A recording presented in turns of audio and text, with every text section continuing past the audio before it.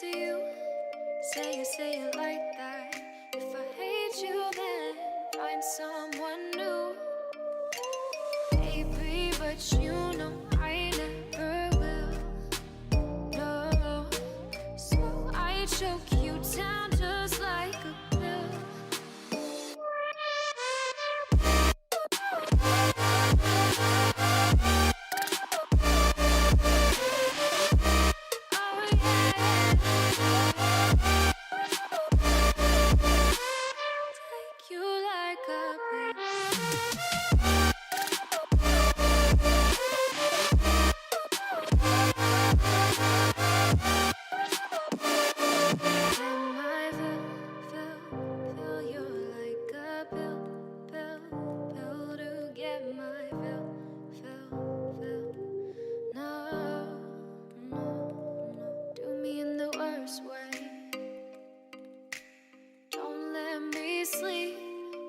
Say sorry.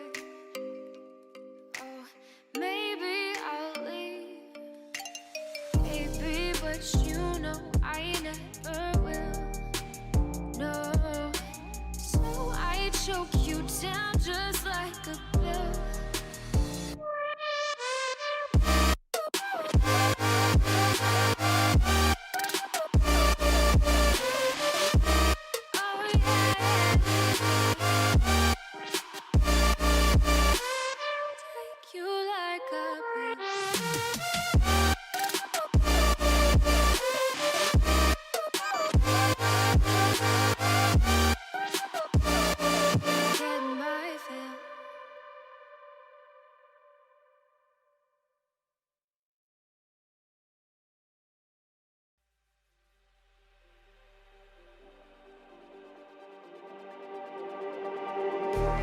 Just like the street lights lit this town, like a fire in a blaze, gotta burn it down. Can't be afraid to leave this out. We got this far, don't know how. I see danger in your eyes.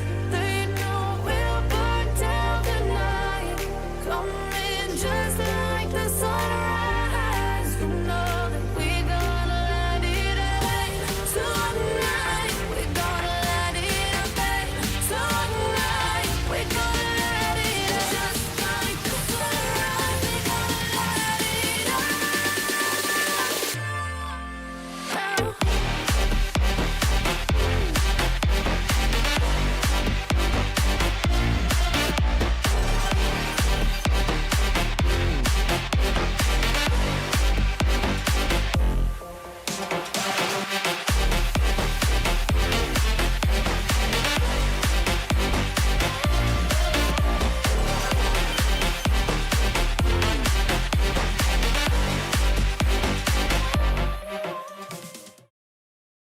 Ladies and gentlemen, welcome to another fantastic matchup for some CR6 Premier Playoff Semifinals. Tonight, we have an unbelievable matchup between UGA and MSU.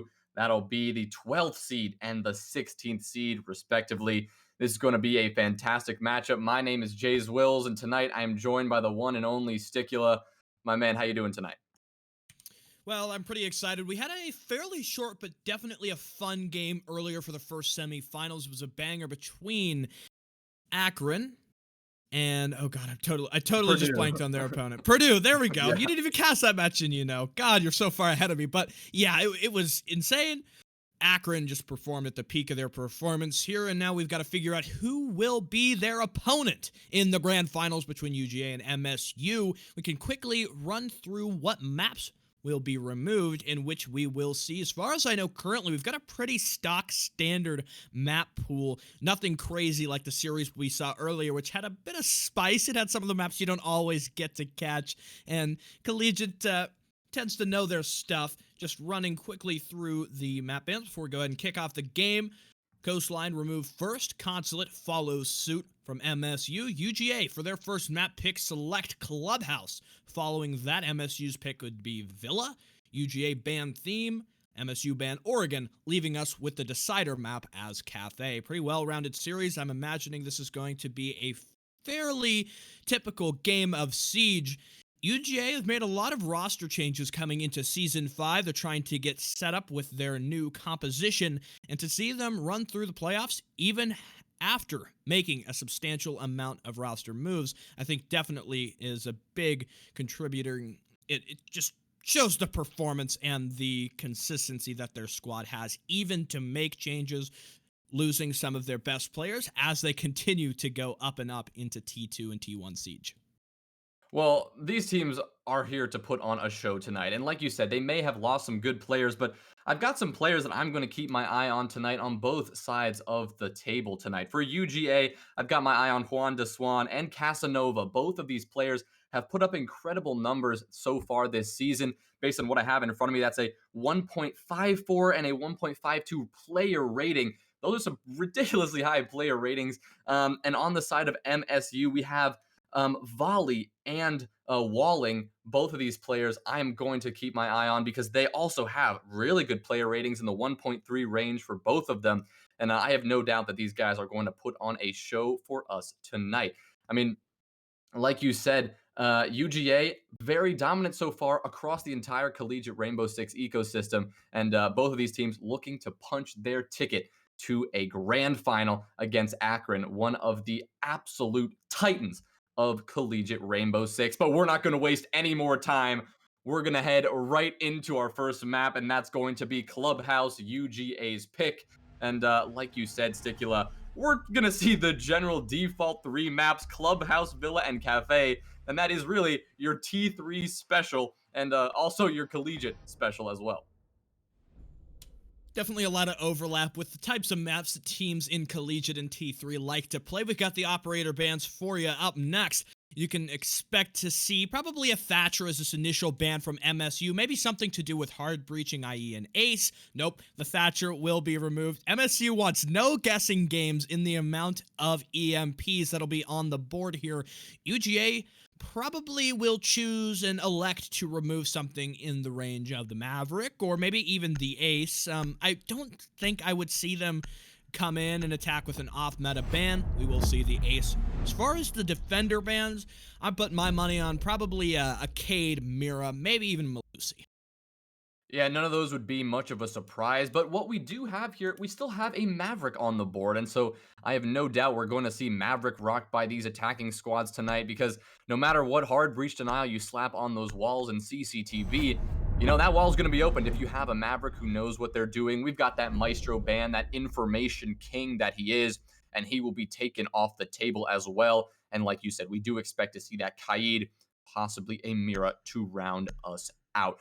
But on Clubhouse, you know, there's so many different options that teams bring to the table. We've seen the gym site, the tertiary site generally creep into the meta a little bit more as teams are learning about how to properly defend that site. So I am eager to see how much of gym we're going to see played tonight on this map that really can go either way. Used to be so defensive sided, but as this map has been played so much, the attackers can really get their feet under them and make something happen. And like that, we do have the Malusi off the table as our final ban.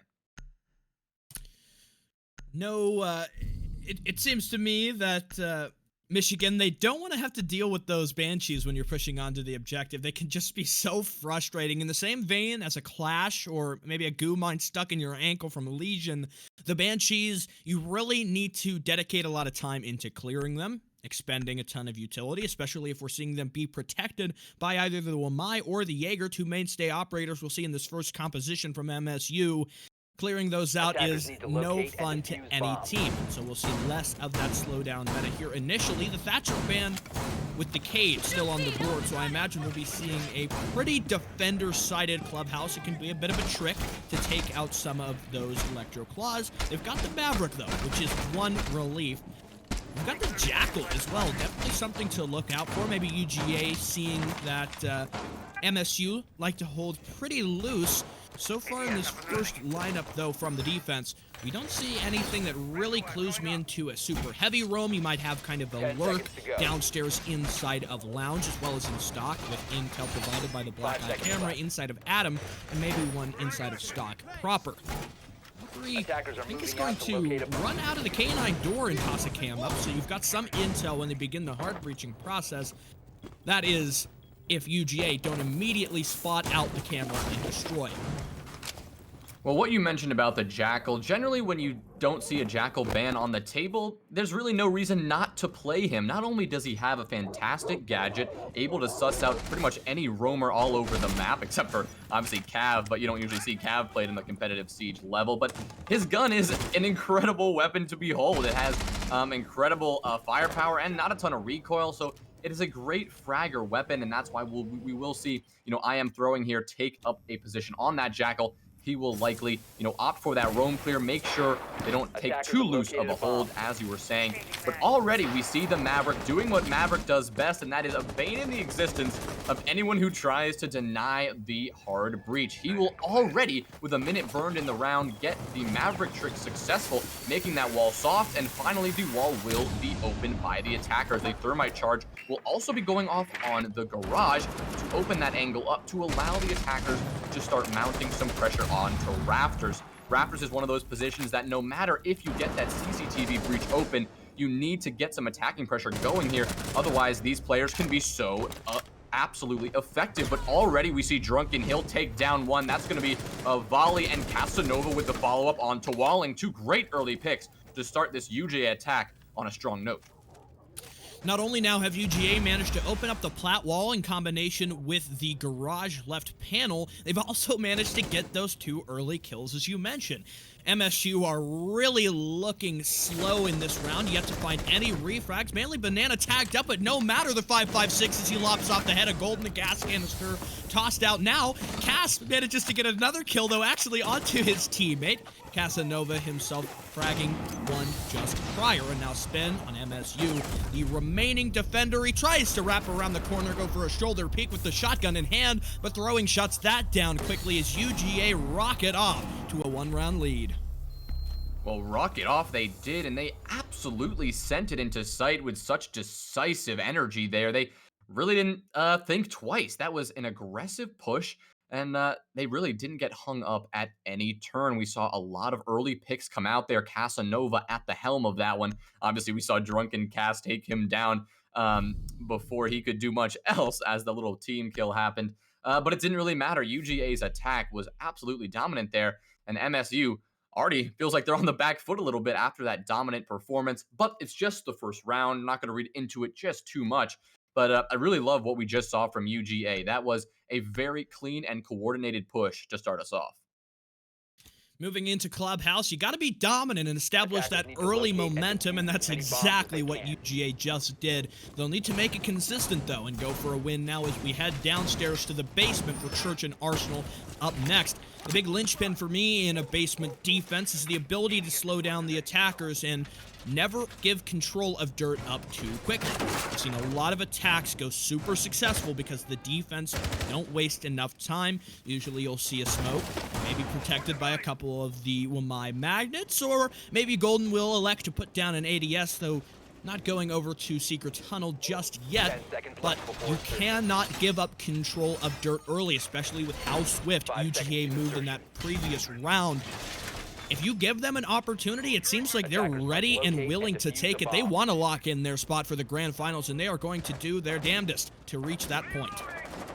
Well, it appears that MSU is going to do a slight adaptation to deny that aggressive push like you were just saying. We're going to have walling on the roam just a little bit, and I think that is exactly the change they're going to need to make here. We saw that push come in from UGA, and it never got hung up at any point. It was able to push in without being stopped. But Walling, his job here is to stop that early push. Just take out a couple of drones, maybe take out an attacker if he has the chance, but really his job is to delay, make the attackers worry about their backs at all times. And that is why we already see the attackers working their way upstairs, getting control of the top floor, clearing logistics out. And Walling is already going to rotate back down to site. I'm interested to see if he's going to, maybe be tempted to rotate up garage at any point or try to tempt a roam at all. But with a minute down in this round, that is a very efficient roam clear, and I'm loving what we're seeing from UGA right now. We do see Drunken. He's already working his way into bar, 2 drones at the helm of his push, trying to guide him on the way, but they're not going to be contested whatsoever. The attackers now have complete control of this map, other than the bottom floor, of course. And now is when we're going to start see the vertical pressure be opened up from Casanova. He is surely going to be headed over to the kitchen.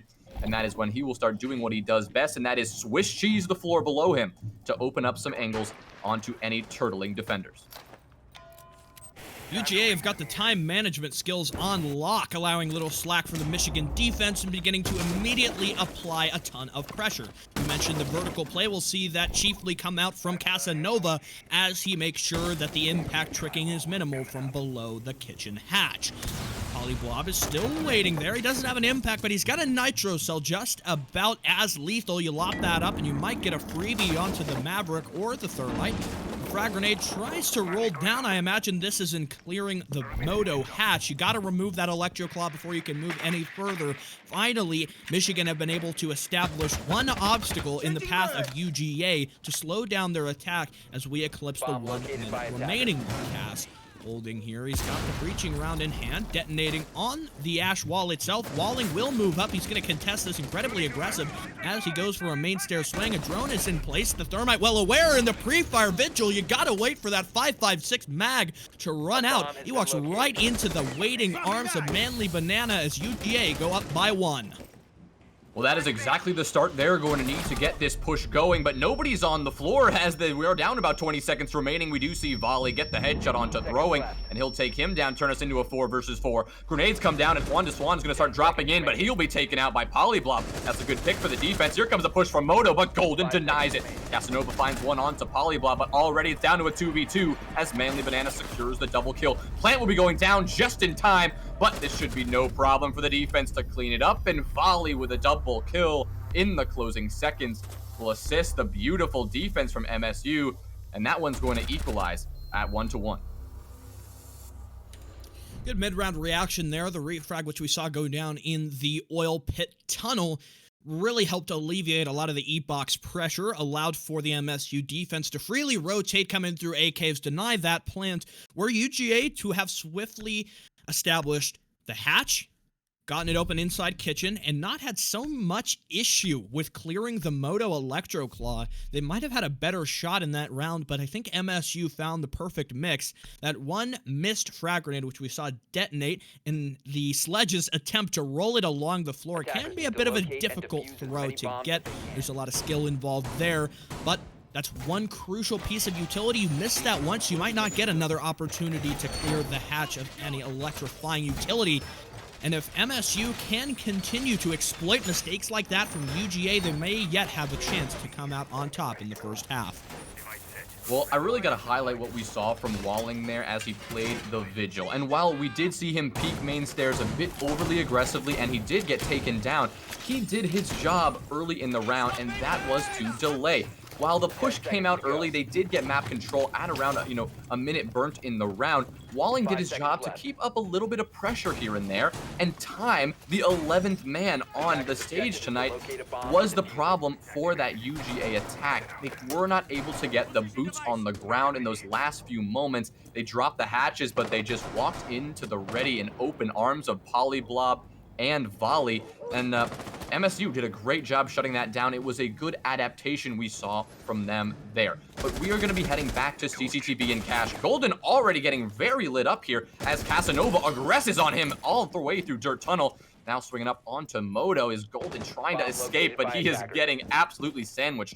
Walling trying to come down here to support, but it's not looking too good for Golden if Casanova can make this pick happen. He'll swing on to Moto. He'll have to deal with a prone Golden. Here comes a swing, and Casanova will deliver the pick. And that's a good early start from the UGA attack, but little does Casanova know he'll actually have one more to contend with, and that's going to be Walling delivering the headshot and keeping us at a 4-4 scoreline here with about a minute burned in the round.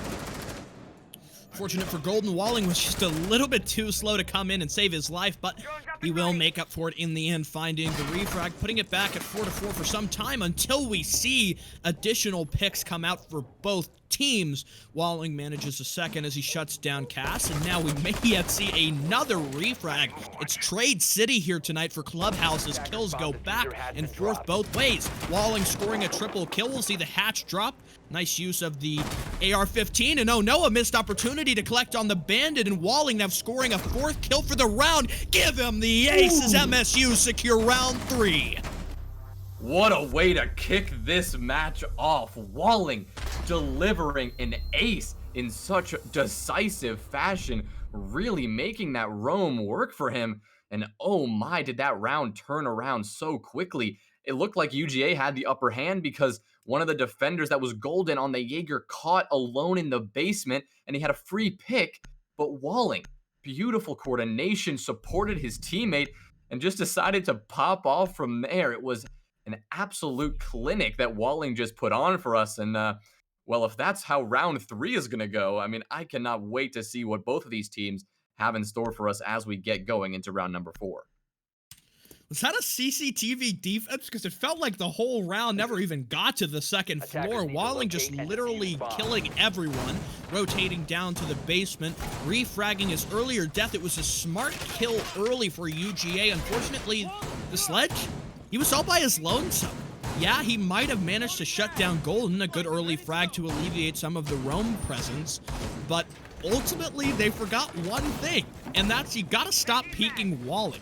He's on the Mira now, so guess he doesn't get a second shot to prove his fragging glory, but he maybe just going to provide a bit of support. You've got Golden. He is seemingly the key fragger here, given the 416 and allowed to do his job. The gym defense, which you talked about, a tertiary bomb site coming up next. MSU, they're going to go for a bit of a con cash extension, choosing to try and burn the time, something UGA worked really good at. Shutting things down early, establishing their execute. They wasted no time in diminishing all of the MSU utility for that first round. They'll have to repeat history, though, for number 4 here. One odd pick. We've got the Monty. UGA have shown this in the past, and Manly Banana definitely is the player to put on that shield. How the new changes we've seen made, though, to the shield mechanics have changed could affect his performance. Well, the cash extension that you were talking about, I really like to see that kind of extension from the defense, and it can really vary so much in its success as Swan to Swan already going to take out Walling, who is the Mira. I'm not sure how that could have happened. He was just hanging out in the hallway outside of gym.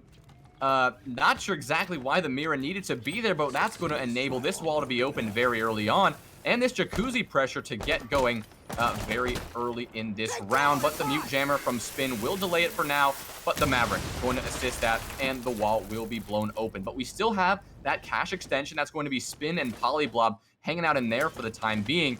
But it appears that a large part of this push is focused on the balcony side, the jacuzzi side of things for right now, as I am throwing and Drunken.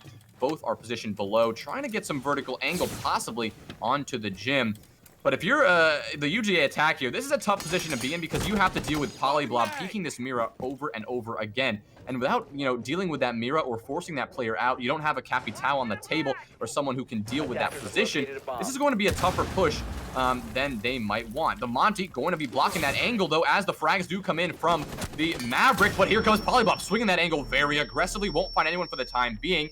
But right now, he's just going to stare at these attackers as they're just clumping up outside this position, waiting for their chance to strike. The smoke comes in, Polyblob swings, but once again, cannot find anything. The smoke will cover their approach. But right now, the attacking pressure is going to need to start mounting as we get into round number 4 with about 50 seconds to go. Clearing this Mira window will be crucial. We'll see Polyblob frag out onto Casanova, but Kaz manages to just get 2 more. Juan contributing for his second on the round. Golden finds a double kill. It's multis across the board. I am throwing comes up at the rear to secure the round for UGA as they battle it back to make it an even game. A fast attack from them, a little slow near the mid-round, that proving to be a huge roadblock in their highway to hell here for UGA, but ultimately they're able to trump it in the end and clear out that bathroom position. Good job from the Monty. Manly Banana making sure that his teammates, the Maverick, the Thermite, and wasting all of that utility were protected in their task. Well, that Monty pick ended up working out absolutely perfectly. I mean, that assisted the push of the player behind the Mira and allowed that Jim push to start going in and the frags to just come out. We saw the push coming up main stairs by I Am Throwing and Drunken Cass, and both of those players really just had their way with the site as the defenders kept getting pushed off by really a great pinch onto site from multiple directions from that UGA attack. And that's something you love to see. You love to see that level of coordination. Those obviously their comms are feeling pretty good right now because that was quite a decisive a push from both sides. But we're going to be heading back to the church site. This is a site that MSU were able to succeed on the first time they went here. So UGA are going to have to figure out a way to get the pressure onto this site a bit earlier than they were last time. The 20-second meta that we talk about so much really didn't work out in their favor the last time they tried to make their push. 10 seconds remaining. I'd like to see UGA dedicate more time trying to go from dirt. They attempted kind of a half and half push between getting the kitchen hatch open. You remember the Moto hatch was the big stopping point for them. It seemed like they kind of wanted to go for a church execute, and then they sort of were forced to drop into Arsenal. I think if you just strictly attempt to go for Arsenal, you clear the hatch, you make sure that nobody on Michigan is able to deny it, nitro, whatever you need to do in order to stop that. You shut it down early, and then you also work in tandem pushing in from dirt tunnel. There is some utility dedicated there, but if you can shut it down early, it gives you a lot of leverage, and if you can make sure that you've covered your cross angles and there's no route back into the objective for MSU, you can get a swift plant off and then move into winning the post plant. That was something we saw. It just felt like UGA was not fully prepared to go for. They had to make a shift in their plan. They weren't totally good to adapt on it in this round. Now, with the lessons learned of number 2, they should be able to come up with a swifter reaction. We'll see another diverse push coming in from dirt, as well as we saw pressure established onto the hatches, and somebody, I believe, over near blue, that'd be the Jackal, he shot open the door, so at least making sure that MSU know every route into the objective is covered. Well, the push from dirt is coming out just like you asked to see. It appears that UGA listening to our comms for a bit right here and trying to get that information, but it is working out. They're getting that push mounting from dirt. They have that open, but Spin on that smoke is doing his best to contest that, and he was playing a very aggressive position in dirt, assisted by a deployable shield. Now the kitchen hat's going to try to get open, but Walling with the impact trick going to deny the exothermic charge. That means Manly Banana only has one of those remaining, but Juan de Swan with that breaching torch there should be able to do some of that kitchen hatch, but it looks like most of that torch is actually going to be used on the stock hatch, so it's going to be all up to Manly Banana to get that kitchen hatch open, but Walling still has an impact. So, you know, I have to guess that if Walling is able to pull that impact trick off, that this kitchen hatch could be a problem. We did just see it get blown open. I'm not sure if it actually was successful or not this time, but it appears that Walling, positioned directly under that hatch for the time being, will contest that pretty heavily. But the attacking pressure is still mounting. We do see the kitchen hatch open. All the hatches are open now. Stock, Moto, and kitchen. And as the flashes come out to burn that utility, it appears that I Am Throwing is now working his way up into dirt to try to find anyone. But once again, it appears we're coming down a 20-second meta. Casanova opens us off onto Polyblob, but the push needs to come out, as I'm sure we're about to see. You see the Jackal seemingly attempts to aggress into blue. 2 kills come out for Volley in combination. Will be Golden Walling, and another for the Jaeger as MSU lock things off. Good try from the attack. They got everything necessary, but simply could not win it in the frags. A little bit too low on the time in order to come up with the confident execute. And UGA, I mean, they did everything that you have to do, but once you get to, 20 seconds left, it doesn't really matter how much utility is on the bomb site, how much you've cleared as an attacker. If you got 20 seconds to go, the chaos factor comes into play, and the defenders, well, they simply try to go for frags. And Michigan, they did an excellent job at that. I wanted to give a commendation to Juan. He managed to get 2 hatches open with a Surrey torch, which is quite a feat. And I saw somebody in chat mention that Juan is the best Maverick player in CollegiateR6. And well, after that performance, I got to give it to him. He sure did it well. Yeah, I mean, that is exactly what allowed them to get so much multi-pronged pressure going on all of those hatches. but unfortunately it didn't really matter. MSU shut it down, and what appeared to be the fastest, destruction of a 20-second push I've ever seen. I mean, they went in, and just like that, we were spectating one player, and all of a sudden the round was over. We didn't really have much of a shot to catch much of it because it was just over just like that. But we're going to be heading back to the CCTV cache site. Last time we were here, it was MSU to take it, so they have been successful on both cache and on Church and Arsenal. So they're going to be looking to continue that momentum and take us to 4-2, which in my experience is just where you want to be as a defensive team on Clubhouse. It does generally lean defensive sided at the collegiate level, but with the attackers learning more and more about this map, as some teams, especially at the T1 level, teams like Dark Zero are able to put on a show on this map, winning like over 70% of their attacks here. I mean, that is very impressive, and no doubt teams are starting to learn from that as those strategies begin to cascade down the tiers of Siege. One thing to look at here is, even, if MSU are able to take the half at 4-2, I think this is still going to remain a competitive game, and I don't think, a 4-2 half necessarily means that MSU are going to steal away from it.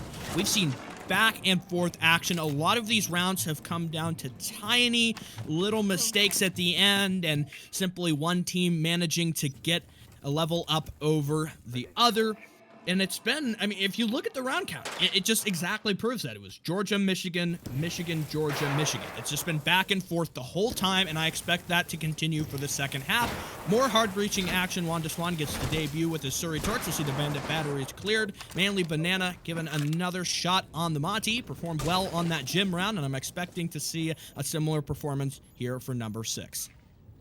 Well, last time the attackers came to this site, once they got that CCTV wall open, the pressure came out from Raptor side. We didn't see much pressure coming from construction, and that is usually your second avenue of attack. Usually, as an attacking team, your first step, get the CCTV wall open, as Polybob actually is going to find the headshot onto Casanova, who was outside of that breach.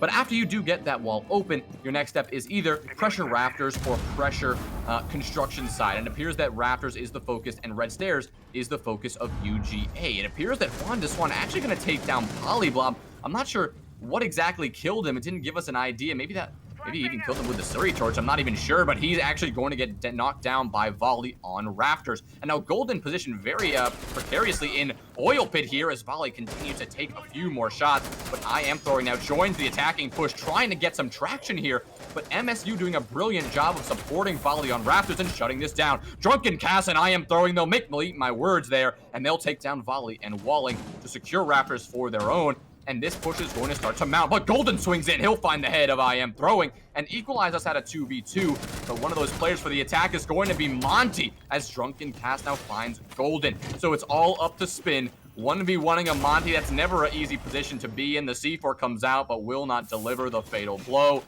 We do see the Monty actually trying to aggress onto spin to give Drunken Cast a chance to do it, but Manly Banana, hello there with the Monty. Just gonna ADS and take him down.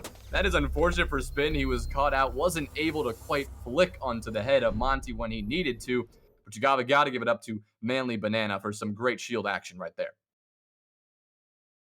So frustrating to fight in a 1v2 when one of the two is a Monty. You turn away for 1 second and it's almost like the Monty just smells fear in the air. He goes for the ADS, constantly trolling you, and eventually we will see Manly Banana prevail in the end to secure the 3-3 split. UGA playing very competitive in that round. A strong performance from both teams. The fragging game alive and well, and I thought that earlier game was going to be the powerhouse, but it seems like this one is shaping up to be one of the best games all season long. Church and Arsenal will be the first bomb side as we enter the second split here for our very first map of the second semifinals. The composition here, UGA are going to try to go for more of a roam. The Vigil and Operator, we didn't see all too much from the MSU defenses, but maybe this is crucial to their success. They're going to try to burn the clock. They're going to make sure that you know where Vigil is. You're constantly going to clear him out. MSU played a Vigil, but it seemed like he was sort of hesitant. He didn't always want to go for a full roam. He wanted to have that safe fallback option to return to the bomb site. Maybe throwing will do something similar, or given these reinforcements now going up on the plat wall, maybe this will be a more fuller roam from UGA. Yeah, I love what we're seeing here with this use of utility all the way up in CCTV, and that really does indicate to you, as you said, that we're going to get something more of a more extended roam here from the Vigil. We did see a good amount of utility devoted to blue. That's a common position for that Jaeger to take up a position in as well, but it appears that he will be duo roaming with his boy, the Vigil, trying to assist him in any way he can to delay this inevitable push. We already see the Maverick opening up on dirt, trying to get that pressure in from multiple angles, but like you said, if this start of this map, Clubhouse, is any indication of the kind of match we're going to see tonight, an absolute barn burner for sure. I mean, at 3-3, I suspect we're going to be trading rounds all night between these two very competitive rosters. We still see the attackers now continuing to try to clear upstairs, but actually no. Ash already pushed up into sight from blue, but Casanova says, get out of here. We're not going to deal with that, any of that early nonsense. And you can take your Ash main ass out of here and go back home. Volley will pick up a refrag as we see a lot of early pressure coming out, and Golden, another one for him as the defenders are looking weaker. A hatch drop comes through from Golden, but you gotta be careful. A lot of roam presence coming through. Throwing could drop down the hatch and cause quite a fuss, as well as the Jaeger coming in from the blue stairway. Pressure achieved from the hatch as a Nitro denies the plant. Cast will go down as we're back to 2-2. It's even odds for this one remaining player to get the clutch. Triple kill for Casanova, who might look to find his fourth. And Volley, with so little health, he's got a ton of UGA players to contest with as they come in for the duo and finalize that round as another one for UGA, managing to string 2 back-to-back rounds and a strong start on the defense. Well, the way that round played out was the complete opposite of the way that the Church Arsenal defenses played out on the first half of things.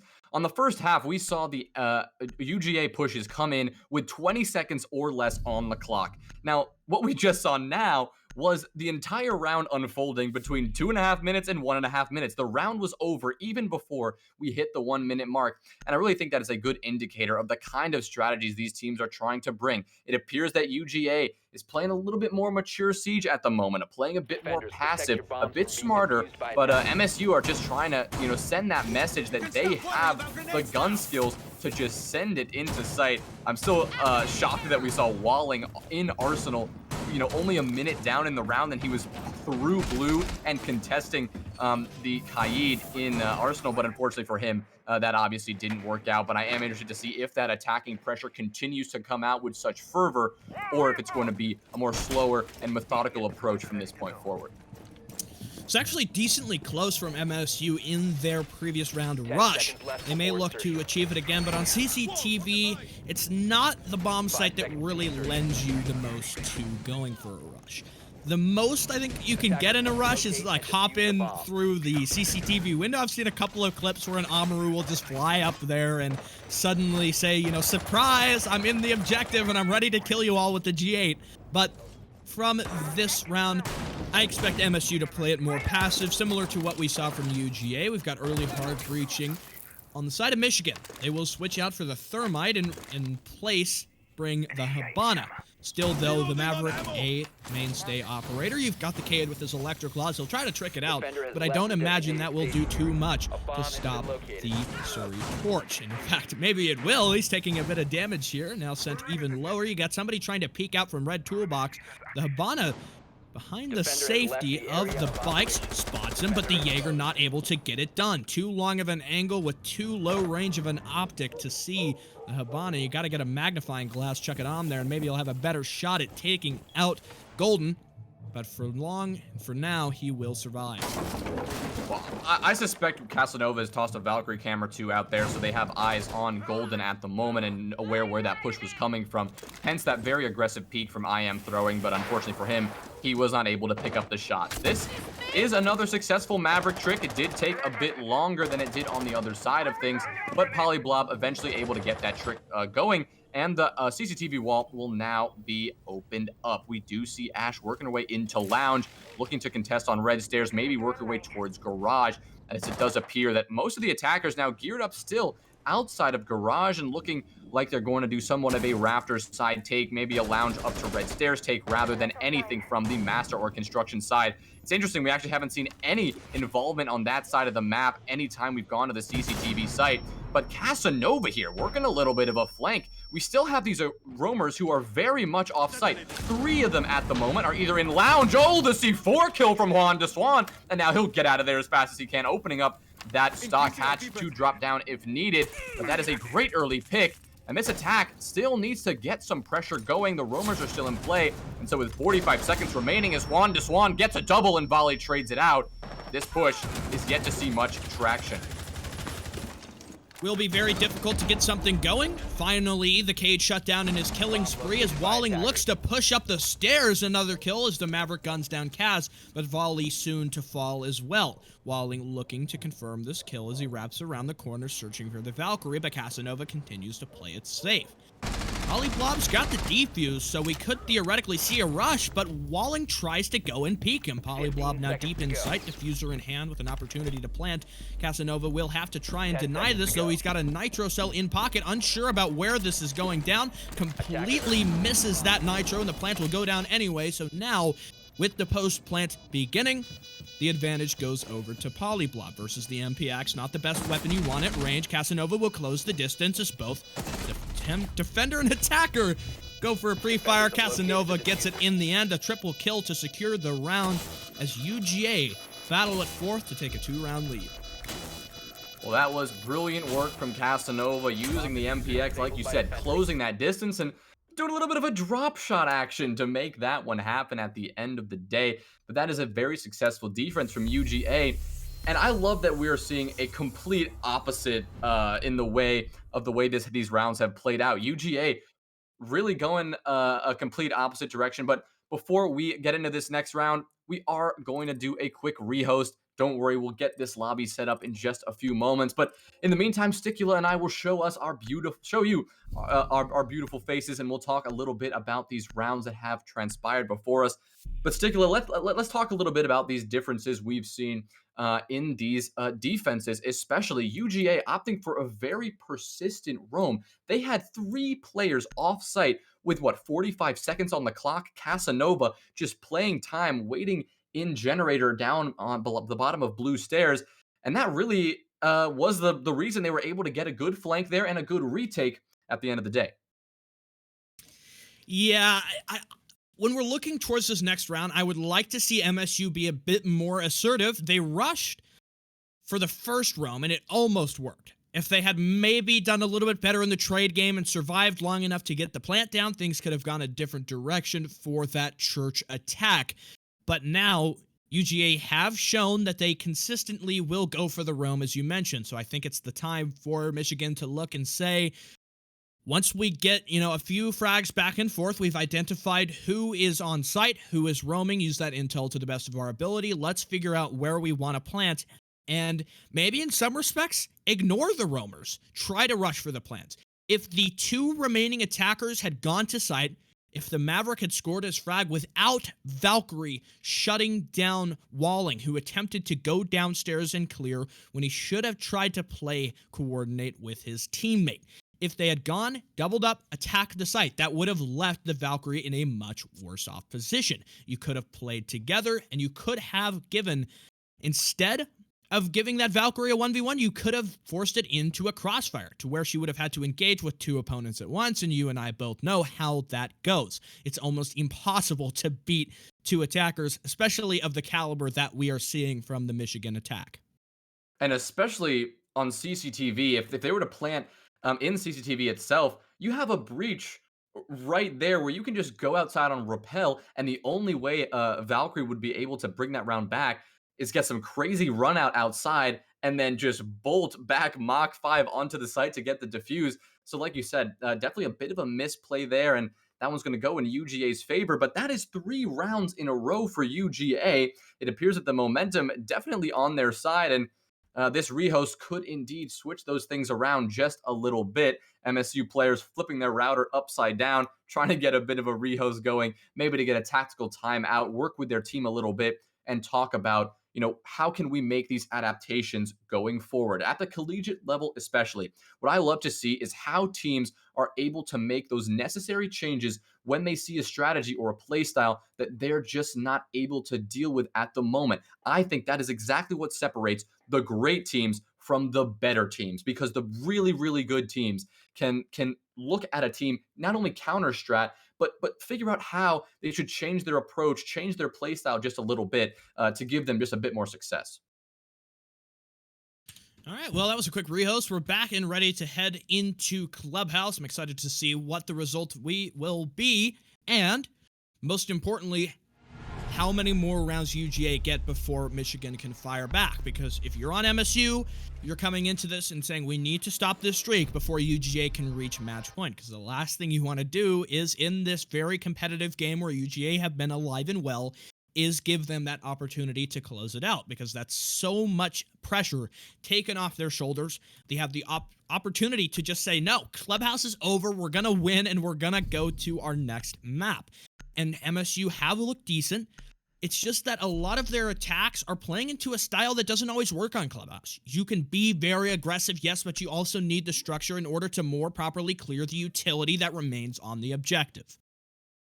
Well, we got to call out what we're seeing here, and that is going to be the clash play from Juan Deswan. Now, that is an interesting pick to say the least, but as we're heading to gym and bedroom, I'm really interested to see exactly what he plans to do with that. You know, you can use that simply for information gaining there, trying to figure out where the push is coming from, or you can use it to absolutely lock down a particular area. Area denial, that's the kind of direction our meta is headed towards as we get this new patch going, but that is exactly what Clash can do already as it stands in Siege. And so in combination with Drunken Cass on the Mira, I suspect this one is going to be a challenge for this MSU attack to get going. This UGA defense, now on their tertiary site, has proven that they exactly have what it takes. They have the defensive prowess to keep on winning these rounds after rounds. And so we are going to see once again a very similar extended hold to what MSU brought to the table, extending that utility all the way over towards Cash and CCTV. So curious that we'll see, in place of a castle, you've got the Clash, and I know you pointed that out. And Jim is a bomb set which really relies on having the castles. Early, we'll see Golden shut down Casanova. I think that was on an attempted spawn peek. Misjudgment from him. Was it a spawn peek, or was he trying to reinforce that? I have no idea, but he dies for it, and that's really early punishment, especially for a strong player like Casanova. You've just given Michigan a huge advantage, the one that they definitely need heading into this round. They want to make this closer. They want to get within one round of equalizing it, and that just may have been the perfect kill to do so. Now you've lost a Nitro Cell, you've lost, you know, the M590 or the MP5K, as well as the SMG11, whichever loadout that we saw Casanova choose, and he's been a strong player on those entry frags as well, so to shut him down really is a big and very punishing kill, and I imagine the IGL for UGA is really regretting giving him the approval to go for that aggressive spawn kill. Now you're working with a disadvantage as well. You only really have 3 main gun players. The Clash, she's good at slowing you down. She's not all that good at fighting in one-on-one gunfights, though. I also want to take note of the Mira situation we've got going on. Only one of the Mira windows has actually been placed down, not bothering to go all the way over to Cash and get that second one going. It appears the only one is right here in Bathroom, and that's going to get blown open by some X-Kairos pellets right now. That pressure from the jacuzzi wall being so effective, but Drunken Cass just takes it to the face, not even going to bother getting out of that angle. Decided it was better to challenge rather than run away. But I Am Throwing will find the follow-up onto Walling to keep this one just a bit more competitive. But Juan Deswan just going to go for the gunfights with the Clash, and he's going to get penalized for not having that bulletproof shield in front of his face. So it's going to be up to I Am Throwing and Manly Banana. I Am Throwing will find that one onto Volley, but the plant is going down already. Golden not able to connect the shots, and here comes I Am Throwing, aggressing very closely onto main stairs, but Manly Banana also finds one onto Spin. So just like that, it's a 2v2 in a post-plant situation. The defenders now turn into the attacking team, as now they have to peek these angles and force out the attacking pressure, figuring out where they're at. But we actually do see Polyblob downstairs, gonna try to find that vertical pressure from below, but the defuse is actually gonna get teased for a moment, and that may indicate that Golden's gonna have to swing this angle. But Polyblob, searching for that angle from below, tries to get the long arm reach, but the perfect timed cinch there from Golden, and Polyblob will give MSU their first attacking win. Golden was really given 3 very easy gunfights. They were so favorable to him. I mean, the first one, we kind of ran that to death. He tried to spawn kill with the mute. That's not exactly the operator you want to put in that position, especially when MSU are looking for opportunities like that. The second kill, Mira just kind of deciding that it's time to be brass. I'm going to try to peek my Mira window. I'm just going to stand right here. And it's almost like Golden just perfectly predicted that. He realized that UGA are going to try to play heads up. They're going to try to go for a peek like that. And with the Type 89, he was well ready for it. The third gunfight, a clash at a range disadvantage, trying to hide behind the weights machine inside gym. That was just another free kill for the Hibana, and an excellent display of gun skill from her. I've got to ask and wonder how that round might have turned out differently were MSU to have been at a fighting 5 from the beginning.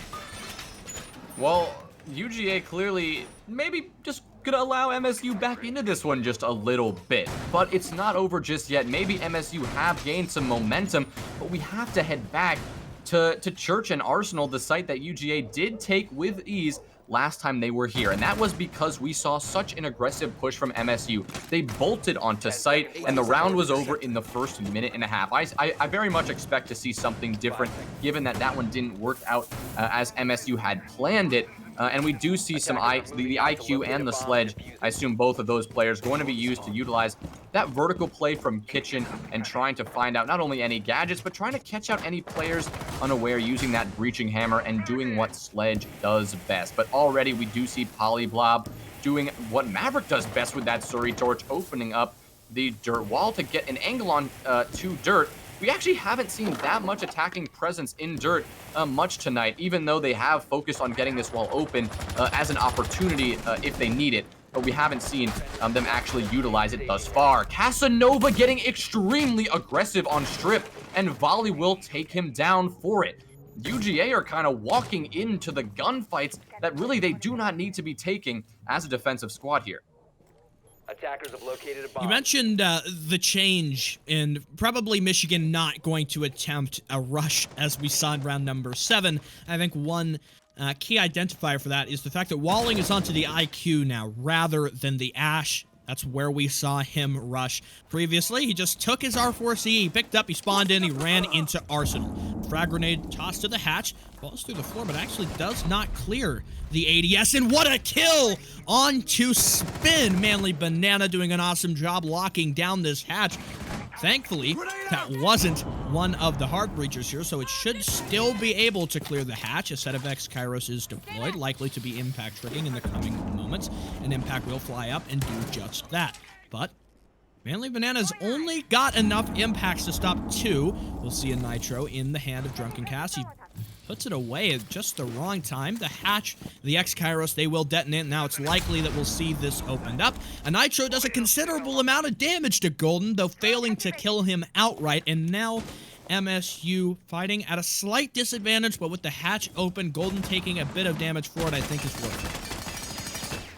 Well, with about a minute to go, this attack is looking pretty good so far, but Golden taking down a very low HP, like you said, may be a problem as this push starts to come out. We do have IM throwing, though, working a little bit of a flank coming down from upstairs.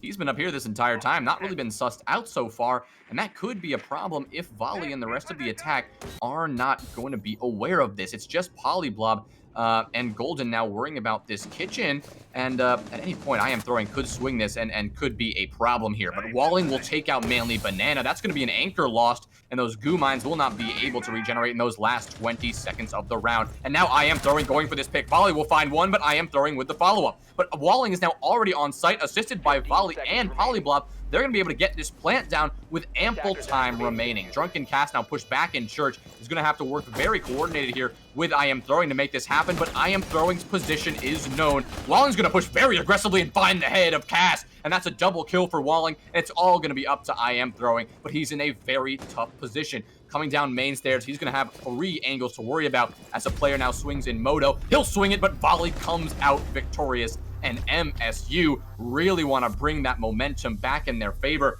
and that's going to tie us up here at 5-5 if I'm not mistaken.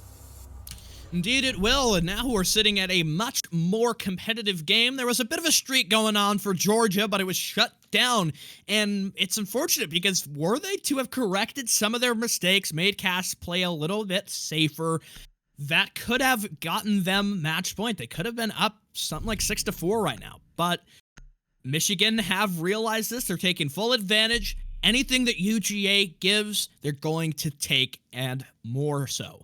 And now we're heading back to CCTV. One thing to note is Michigan have been able to plant successfully in the previous 3 rounds in a row. They have had no trouble getting in and getting the diffuser down. The only time they've lost in a post plant so far this match was in round number 8, when we saw that spectacular clutch by the Valkyrie, able to retreat, retake control of the objective, and shut it down because MSU gave those 1v1s. If we can see them come into this next round for Michigan, they might just be able to take another strong offense, reversing the course that UGA may have expected and putting themselves in the driver's seat as they take control and possibly take match point.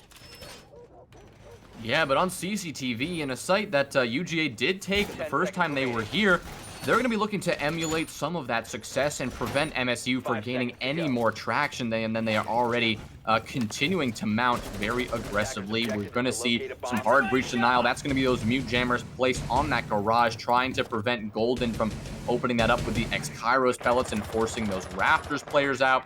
And we have yet to see any construction pressure from the attackers on this site. I'm wondering if we're going to see it at all tonight, but it appears that once again, the attackers are very committed, for the time being at least, to this CCTV wall and getting this garage and stock pressure going. Golden going to successfully open that garage, at least it appeared to be so, and it appears that I Am Throwing will be the roamer that is designated for now, and will be positioned in a way that he could get a flank going, work towards the player who comes in towards bar, possibly in lounge, and that could be a problem for Walling, who generally has been aggressing towards that position. But Juan de Swan trying to find anyone on the CCTV rappel, but was not able to make that happen.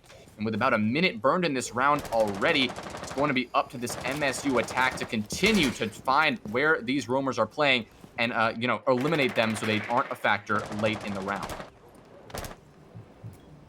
Droning out throwing, he's on a bit of a roam downstairs inside of Generator, sitting and waiting for an opportunity. Perhaps Walling will go down there again, try to be aggressive and clear him out in a pseudo roam clear roll, but in fact Walling actually goes down. The Cade goes for a wide swing, he manages to get the kill, and now the TCSG fires off. But Golden coming up has now gotten control of Rafters. They didn't even need to clear all of this utility. You can see it's still plentiful. You'll want to clear that before going for the full site execute, but control of Rafters is a huge step. With Roamer still on the prowl, now is the time for MSU to realize the lessons learned from their previous CCTV attack. Force the execute, open up the wall, and begin the post plant. You don't need to take the advantage. You don't need to worry about going out of your way to clear the roamers, just making sure that they aren't able to work their way back into the round. But now it's UGA that are in fact in the tough position here, as the Raptors' control is completely foregone and Juan de Swan just gets absolutely domed. A beautiful shot from Golden. And now the plant's gonna go down in CCTV. Casanova with the C4 trying to toss it out there, but it will not connect. And now the attackers have a beautiful position if this plant is able to go down. But Casanova doing his best to stop that, and he will. I Am Throwing from below will take out the planter. Golden will find Drunken Cass and spin on throwing, and just like that, the MSU attack will totally take out the remaining UGA defenders. And that is going to be another successful attacking round. Really seems that rehost changed the momentum from UGA's favor to completely on the side of Michigan State. Heading into the penultimate round of regulation, CCTV will be repeated by UGA. I'm not sure if this is the right decision to make, but frankly, you've got to choose a site, and we've just seen a flawless rotation on the attack for MSU. It doesn't matter where we're going. They won both the basement, second floor, as well as the tertiary objective. They have been dominant in each of those rounds. That previous one, it looked a little shaky.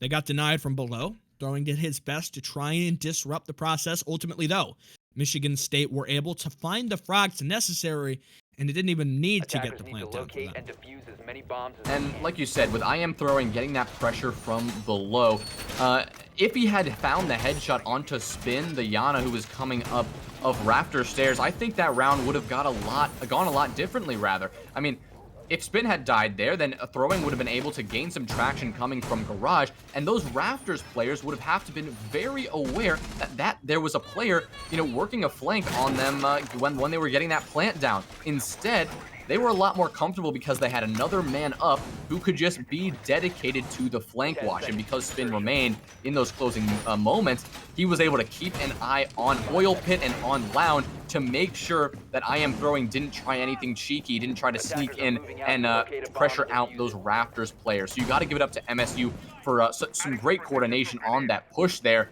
But it appears that UGA, once again, kind of handing a couple of rounds to MSU. They're getting more aggressive than they needed to, but Volley, hello there. He will find the head of his teammate Golden. Now that is going to be catastrophic. You're losing your hard breach of the X-Kairos pellets, and not to mention a very top player who, since the Rios, has been going 8-2. So it appears that MSU deciding it's their turn to hand this round to UGA. Very unfortunate. There's only so much you can do given the circumstances here, but this should significantly change the course of the round. We've seen the Hibana consistently try to go for the garage panel. They've opened it up every single time, and that's been their main entry point. It has allowed them consistently to clear out Raptors, and just as well, Golden has been, as you mentioned, a very high-impact fragger. He's gotten a ton of frags, he's gotten a ton of openers as well, and he's been overall just kind of getting frags all over the place. It doesn't matter what position he's in, he's just been dominant all the way through. Walling sprints across, he doesn't want to die at the bottom of the stairs, just as he did in the previous round. Got one player holding off-site, just outside of West Main. Throwing. He might try to come up, maybe catch Walling off guard. He's completely focused now on the vertical play. A sneaky Jaeger with a 416 could come up big to put the advantage further in the favor of UGA. And IM throwing is being very passive though right now, and that is exactly what you need to see when you're up a man. But Casanova finds Spin, but Walling will trade that off right away onto Casanova. That's a good refrag, but the attackers are still down a man, and that could be a problem. The vertical shots coming out there, but Walling won't be taken down too much for the time being, and he'll have to contest on red stairs, but there's the flank. IM throwing, being patient, and striking at just the right moment. That is Walling who's going to fall, and now it is up to Polly, Blob, and Volley to do the rest of the work that their teammates were unable to do. Volley finds one, though, onto Juan de Swan, so it's not quite over yet. Only down one now with 45 seconds to go. This push is coming out from the CCTV window here, but IM throwing gonna challenge on that one, but Polyblob swings into the breach. He'll take out Manly Banana. Volley has been down, though, and there it is. Drunken Cass with the final blow onto Polyblob. And just like that, we're going into overtime on map number 1. Well, now we've got a bit of a different dynamic. It'll be back and forth. The side switch more of a concern. UGA will start off on the defense. So not much of a change just yet. They'll head to gym and bedroom. This site was, I don't know, it had a lot of weaknesses in it.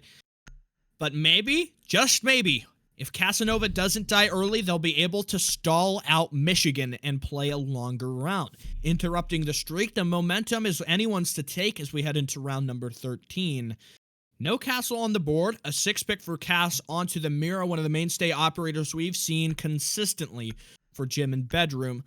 The Bandit, as well as the Mute, likely a sign that we will be once more heading to a cache extension, the kind of which we have seen in almost every single round. But In the previous gym defense, we had that odd little quirk where Drunken Cass, where the Mira in that round never placed his second window.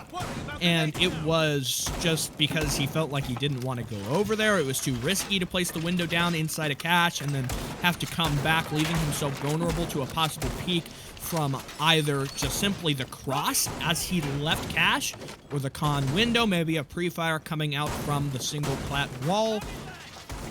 I think it just doesn't make sense to have another Mira and keep it in your pocket the whole round. Like, there's probably somewhere you can find to deploy it. Hell, maybe even put it on the gym wall. Just kind of sit it there for no reason. I mean, you just have a free sight line. The attackers can't shoot through it, and it gives you kind of a little portal to be able to peek off of and deny a plant, which we did see in the previous defensive gym. Well, that was one quirk for sure, but the second quirk that UGA brought out was Juan de Swan actually was playing Clash last time we were here, and that, to be frank, did not work out in any aspect of the word. I mean, he was not only removed from his defensive position, but he was forced to then challenge with his dinky little SMG, and that one didn't work out at all. So this time, opting for the Bandit instead, no doubt more of a sensible pick, and we are going to see Walling and Golden now getting this pressure onto the plat wall, trying to pressure these defenders who are working that extension, and that's going to be Manly Banana and Juan de Swan for the time being.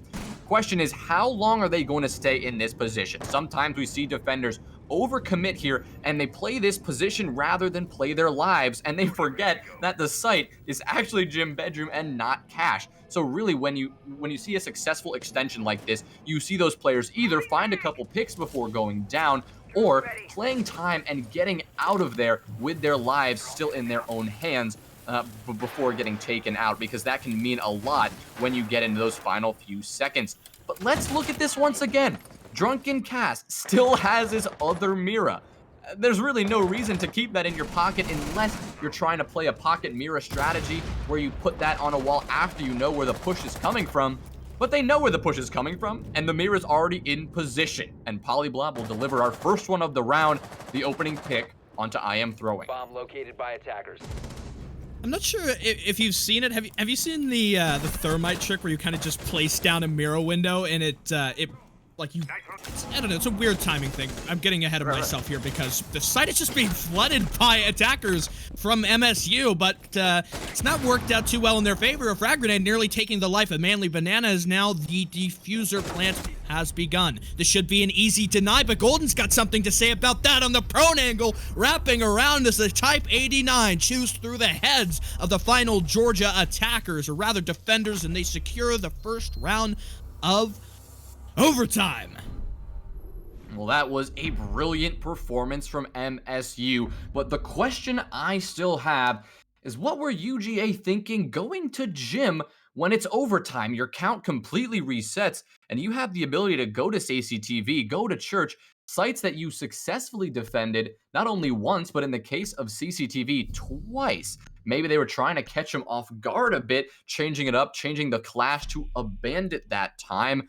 But it clearly did not work out in their favor. And that means that MSU is now on defense and has the ability to take this match for their own. Last time they defended Church, they actually won both attempts. UGA, the time was the bane of their attacks here, and they were not able to get enough traction to make their Church pushes happen.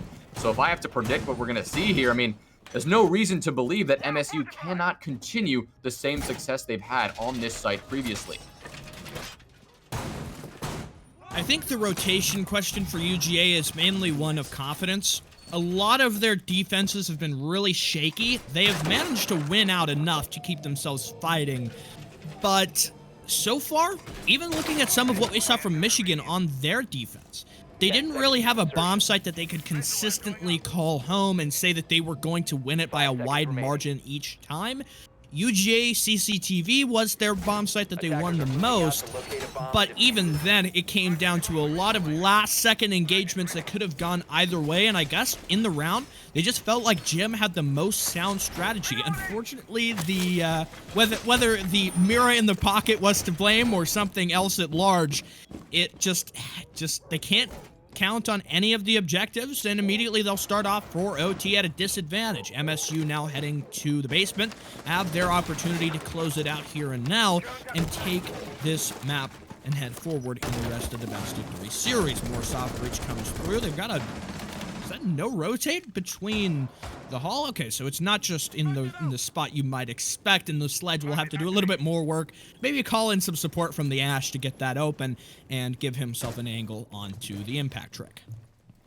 We're actually already going to see the sledge neglect those vertical positions for now and already send it down main stairs. The drone's coming out. It's possible they see an opportunity here for more of a rush or something more aggressive, but they're going to have to deal with Golden, who was currently just spotted in Moto, and he is positioned there waiting for this hatch to be opened potentially, because once that hatch gets open, he will have to fall back, and fall back he will. But the drones are still coming out, and Casanova is just sitting at the bottom of main stairs.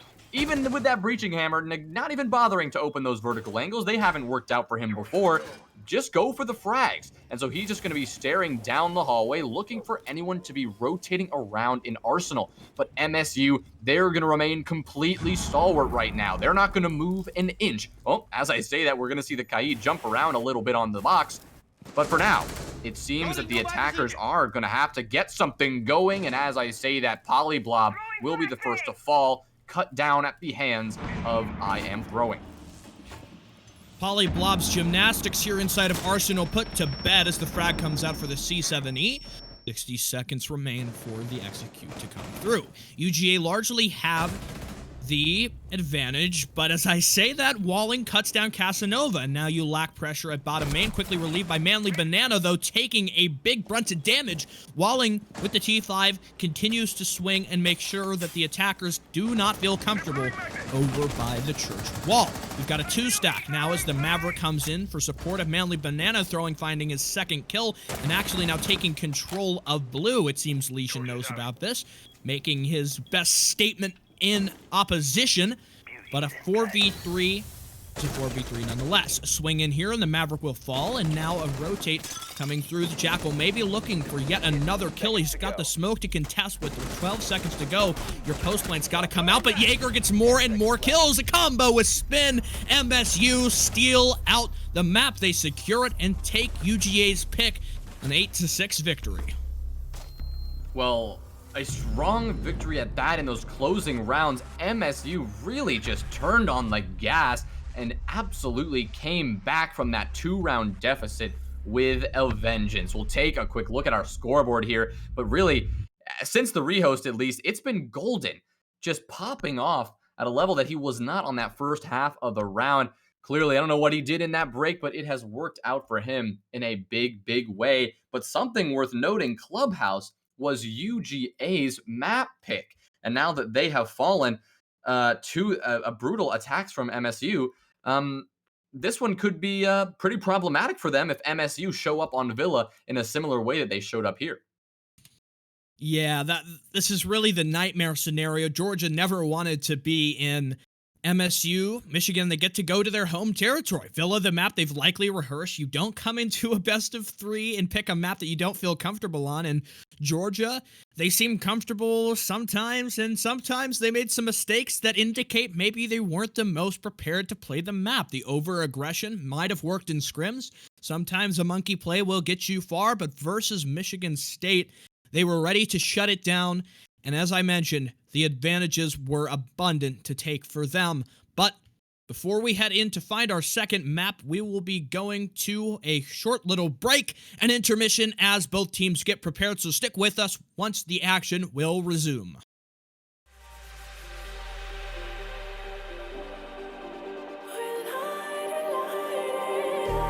Just like a spark that's breaking out.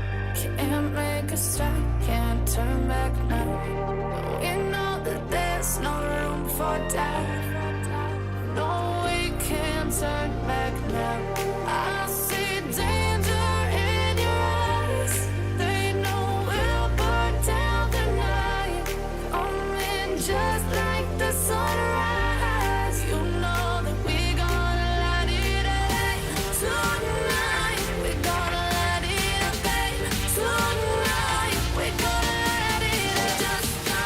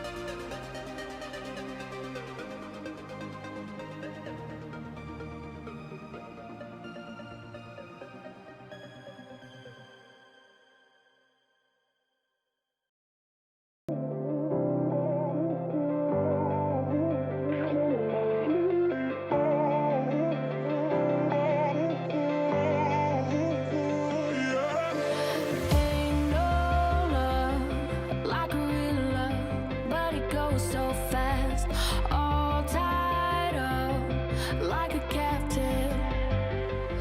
I'm on to you. Used to pay to my love life, standing on rainbows, playing it cool. I haven't felt this in ages, and I've no patience. So won't you please stay a bit longer? You're making me stronger, making me stronger. Stay a bit longer. You're making me stronger, making me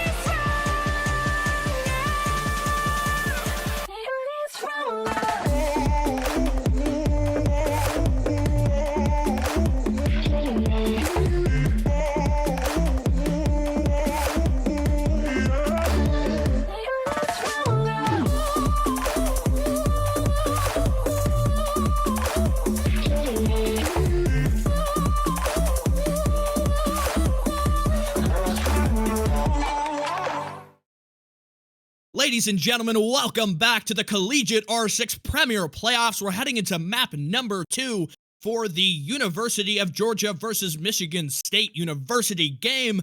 The next map will be Villa. Really excited to see what we will have transpire. The operator bans as well as the map in general just around the corner for those of you who are just tuning in. We just got off the back of a very competitive 8-6 clubhouse that went to favor of MSU, who managed to barely edge out Georgia, stealing their map pick, and now we head to their home territory. My name is Sticula, joined by my co-caster Jay-Z as we get underway for the second map of this best of 3. Well, if our first map was any indication of the kind of heat we're getting from these teams tonight, I mean, I really feel like we could be taking us all the way to our decider of Cafe. But MSU, they have it on their minds to not let that come to fruition. They're going to want to stop UGA from gaining anything here and continuing to put on that dominant performance we've seen from them tonight. This is MSU's map pick. So they've clearly come here for a reason. So I'm sure they're going to come up with some, pretty good attacking strategies. That is the side they will be starting on. And for our bans tonight, we got that Ace off the table, the Thatcher off the table, rounded out by the Mira as well. Now, Stick, I don't think I've ever actually casted a game with a Thatcher on the board, as ridiculous as that may seem. He seems to be banned every single time. Yeah, even with the nerf, it really has not changed anything about Thatcher. The fact of the matter is, Thatcher is basically just like... he's like the oil that keeps the siege attacking machine running. It makes things so much easier. There's less friction. You don't have to worry about, difficult things like Maverick tricking or, going below with IQ, Cade. Doesn't need to be cleared when you've got the Thatcher. It just becomes that much easier, and so because of that, Thatcher constantly gets removed. Being that I'm an old-timer, I have casted a few games way back in the 1800s when Thatcher was not constantly banned, but no. One thing also to note is Mira, so we won't have any more weird situations where somebody has a window kind of just hanging out in pocket. Well, that may not happen, but we are going to see some interesting stuff. We do have the Yana in play. That's not the most uncommon of picks, especially on Villa. Yana is a pick you normally see. You have those frag grenades that can be so crucial. Dokkaebi used to be the player of choice for that kind of information and frag role, but when her frags got taken away, they'll be back in the next patch though, Yana has been the player of choice since then. Those holograms not only can provide good information, but if you play behind them very closely, you can use them for some cheeky sort of refrag situations that, I've seen at other levels of play work out very successfully. But one thing to note here is we'll actually be starting on what is typically considered the tertiary bomb site of kitchen and dining. We have 4 nitro cells on the board, so we know exactly what is going to happen. Casanova with the heartbeat scanner, gonna look through that ceiling and try to find anyone he can, and I expect some players to be blown sky high if the attackers are not careful. A lot of times you'll see a team kind of head to dining room and kitchen early, maybe catch the attackers off guard and put them in a position where they don't have the most amount of soft pressure and vertical kind of tools that you would want. That, I think, has been mostly successful on the round. You've got the Ashe as well as the Zofia, but no breaching charges, so you really can only hard breach like 4 areas. That could be a considerable deficit when you're used to attacking dining and kitchen with someone like a Sledge or a Buck on the board. Casanova taking a lot of early damage here. Walling pushing in. He manages to clear out the Banshee, so now you can push in from music. He might just try and swing, but he's got to contest in the close range gunfight with a shotgun. The swing from Juan. 2 pumps and Walling goes down. Now you've lost your Ashe. Early advantage to go the way of Georgia. Well, right after that, it appears that they will be somewhat of an answer on the board. I am throwing will be downed for the time being, but he'll be picked up right away. The Wub Wub will get destroyed by those nades from Yana, so she'll be able to push in there if she needs to, but the C4 from Casanova, as predicted, Polyblock. He will be the next one to go down. Volley gets another, though. That's going to be a trade, though, and I am throwing will fall. No more Malusi on the table as Volley pushed up very aggressively into dining room. He can see quite a few angles, but if he's got to be careful because a crossfire is about what he is going to walk into. He takes a couple shots. He's not sure from where. He panics, gets stuck on the door frame, and Juan de Swan M8's M95 in hand, M59 rather, sorry about that. He will take him down, and now it is a 2 versus 4 with a minute to go. Spin dropping down, far in the disadvantage now, even more so, as Drunken Cass picks off Golden. Spin has got so many players to contest, but doesn't even know where Cass is. He's lying prone on the floor at grass, and UGA leap out to a 1-round lead, starting off well, just jumping on down, going for a bit of a spray transfer there. He manages to gun down the Yana, just lying down on the carpet, taking a breather there, and UGA managed to, well, achieve their goal.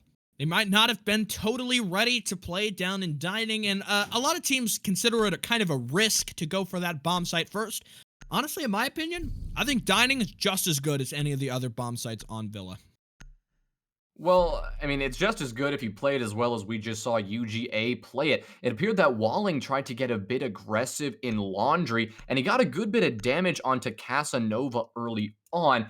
But with the shotgun in hand, Juan de Swan absolutely shut that one down and denied any early push, while the other players were focused on denying the vertical play. The vertical play never really came out in any cohesive manner from the attack, and as such, they were unable to find those early picks that you really need, especially on kitchen and dining, on a site that there are so many crossfires that can be established if there are so many defensive players still on the board when that 20-second execute comes in. But we're heading over to Plains and Games, one of the strongest defensive sites at this level at least, but it's also a very well-practiced site for any attacking team. Everyone knows how to attack this site now, so it's going to be up to very cohesive play from both squads here to see who's going to come out on top. The Kaid in play will allow for some potential placement of some invulnerable Kaids that have been used on this site before, but for now, it appears that one of them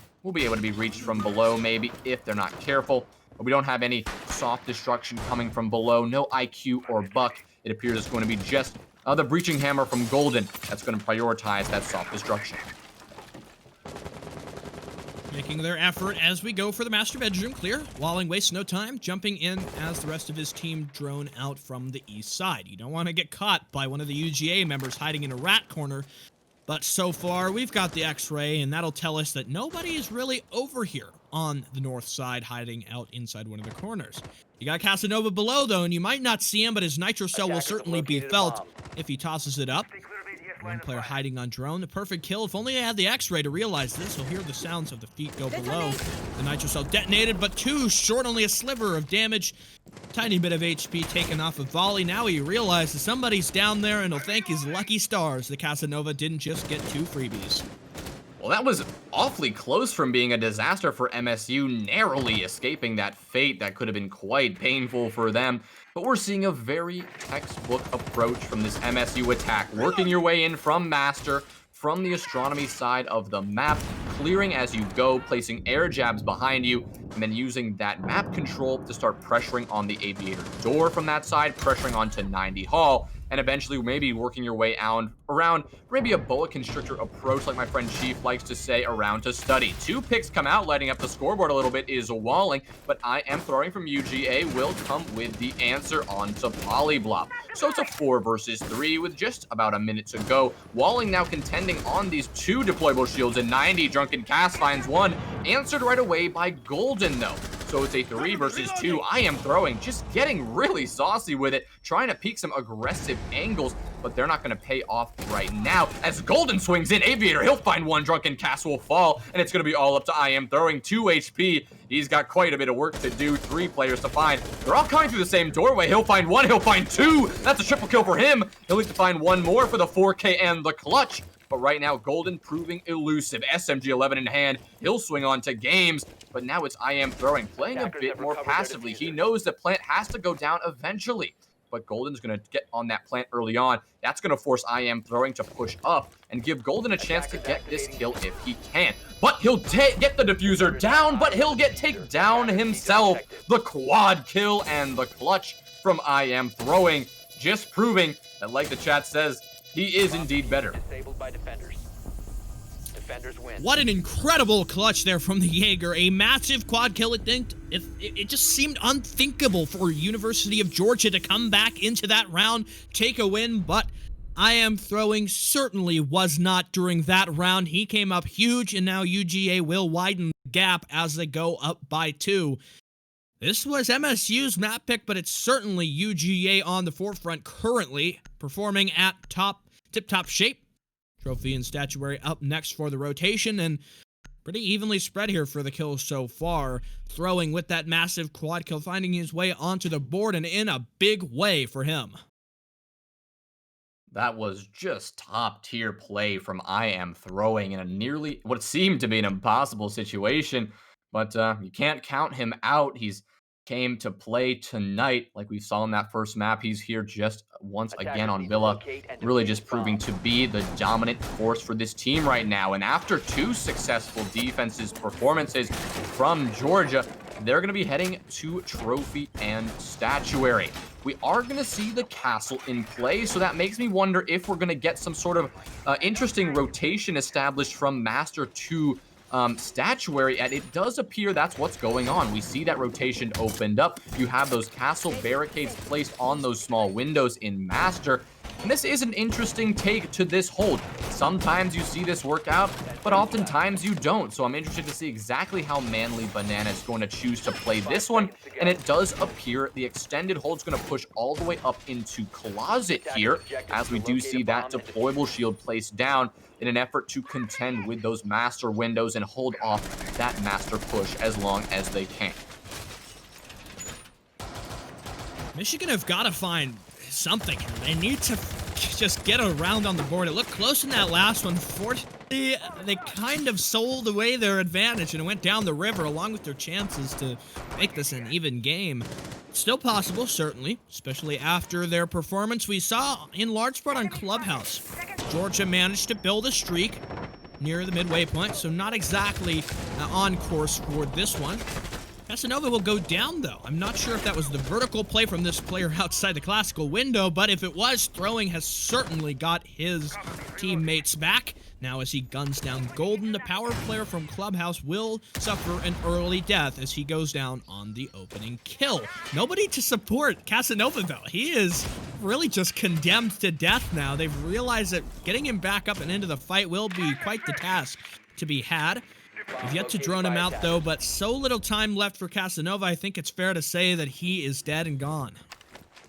Well, that's unfortunate for him, but I am throwing really just on an absolute tear right now, and he's been picking up the slack where Casanova was unfortunately not able to do much there. It appears that map control, at least on the Aviator side of things, is now in the hands of the MSU attack, but now they're going to need to get some pressure going on to Trophy and onto Landing to make this push happen. We see Walling take a few shots over onto Astronomy, not able to find anyone for now, but this push is surely to be mounting. The drones will come out, trying to figure out where exactly these defenders are positioned, but for now it appears that they are mostly all positioned on site, using these deployable shields to their advantage to try to just find these attackers as this push continues to mount. But it appears that Polyblob actually going to be starting to rotate around, get some pressure going from the Master side. The first bit of pressure we're actually going to see coming from this side. They have not yet to pressure this. It's only been focused on map control. But with 45 seconds to go and 8 players on the board, it's Drunken Cass who swings it with the shotgun.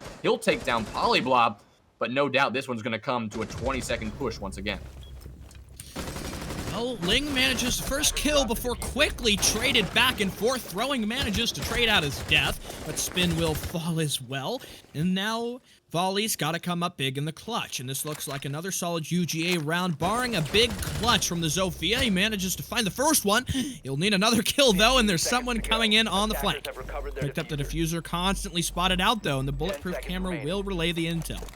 Bailing off of the defuse, Cass doesn't have the strongest weapon to fight in the long-range gunfight. Charging through Astro, he's looking for an opportunity, but none will present itself as the Ella still hides inside the bathroom. And UGA climb further with another round in a row.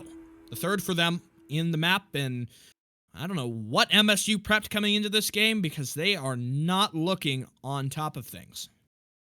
Well, that is a clean sweep, a 1-2-3, and that's going to enable UGA to head back downstairs to kitchen and dining. And I like what you were saying about MSU. They had to have something on attack coming into this map because they picked Villa after all. It's their decision to come here tonight. But right now, the pressure has not come out from them. And of course, at this collegiate level, you do see Villa being so defender-sided, but you need to pick up at least one round on attack, ideally 2, to make this happen. A 5-to-1 split, that's comebackable, but if you're at a 6-0, you're already on match point when you switch sides. That is a nearly insurmountable lead to make up. So we're going to have to see them change things up. We're going to have to see them make those necessary pivots that I've talked about before that these collegiate teams need to start making in these key moments, because this is exactly what is going to, see the future of this match play out. If they're not able to adapt, UGA will not only be able to run away with this one, but could potentially use that momentum to take us through our decider and really come with some force coming into this match tonight. I mean, I at least viewed UGA as the favorites, but MSU, at least on the first map, proved that they are more than just a 16th seed, that they are here to play. But right now, at least on Villa, UGA are the dominant ones.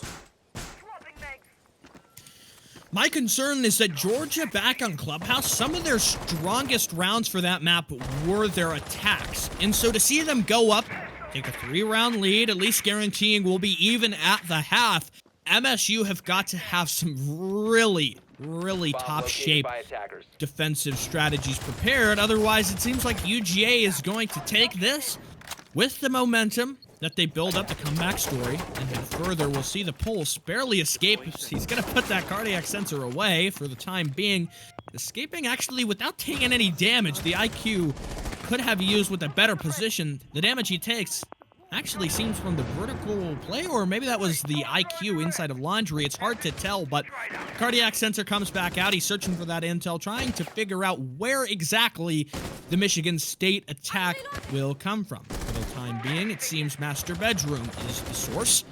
Still yet to breach this wall. No hard breach yet to be dedicated to this, and it makes me think that they might not ever use any. The nitro cell will down spin, so now the disadvantage becomes even further so. And MSU are moving so slowly, they'll finally get a pick, shutting down throwing the clutch player, but Manly Banana is right there to get a refrag. And with Golden down, one of your impact players is dead in blue, and the loss of 2 frags becomes evident. Oh no, the wrong time to look away. And we'll see Manly Banana make his grand escape. Drop the diffuser.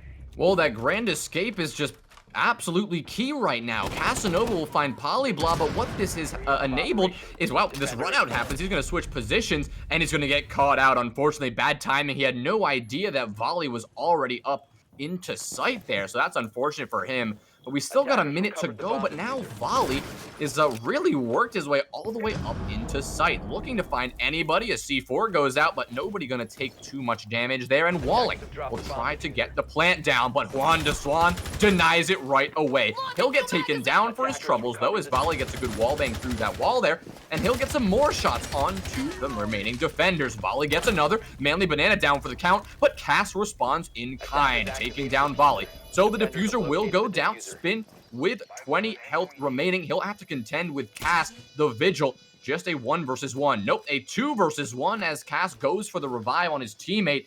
So now 2 players versus 1. This retake could very well be successful. One of these players is going to have to pressure Spin, while the other goes for that defuse. Here comes the defuse, trying to long arm it. What do you do here? But Spin's going to try to pressure up. He's trying to take it, but no shot. There's nothing you can do with a shotgun and a player already taking the defuse. Like you said, that was almost an insurmountable position for him to be in. Never plant the diffuser there, because already it's a 2v1. The defenders, what do? They just sit there. It doesn't matter if there's a flashbang. He just says, stick it. I've got you covered. And that's exactly what happens. And that's how UGA strengthen their lead again. It's ironclad. And now a 4v0. A 4v0, a 4v2 is assured definitely for UGA. And it doesn't look like they show any signs of stopping.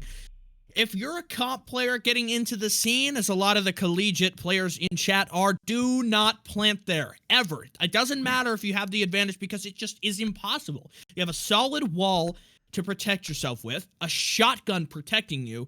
The chances that you're winning that with the pressure and playing it passive outside, I've never seen that work out well for the attacks. In every single time, it's like, I'll see the diffuser going down, and I'm like, oh no, not again.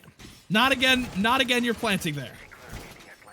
Yeah, that one was a very tough situation for Spin. There was no chance. Once the res came out, I mean, even if it didn't, I mean, the defense still had a good chance there with that retake. So with 2 versus 1, like you said, impossible plant situation, but brilliant work there from UGA to recover that round. But you're looking at how that entire last round played out, and you gotta really give it up to the upstairs presence from UGA. The wall in Master remained hard the entire time. 2 minutes off the clock was, consumed without MSU getting any traction going onto Statuary.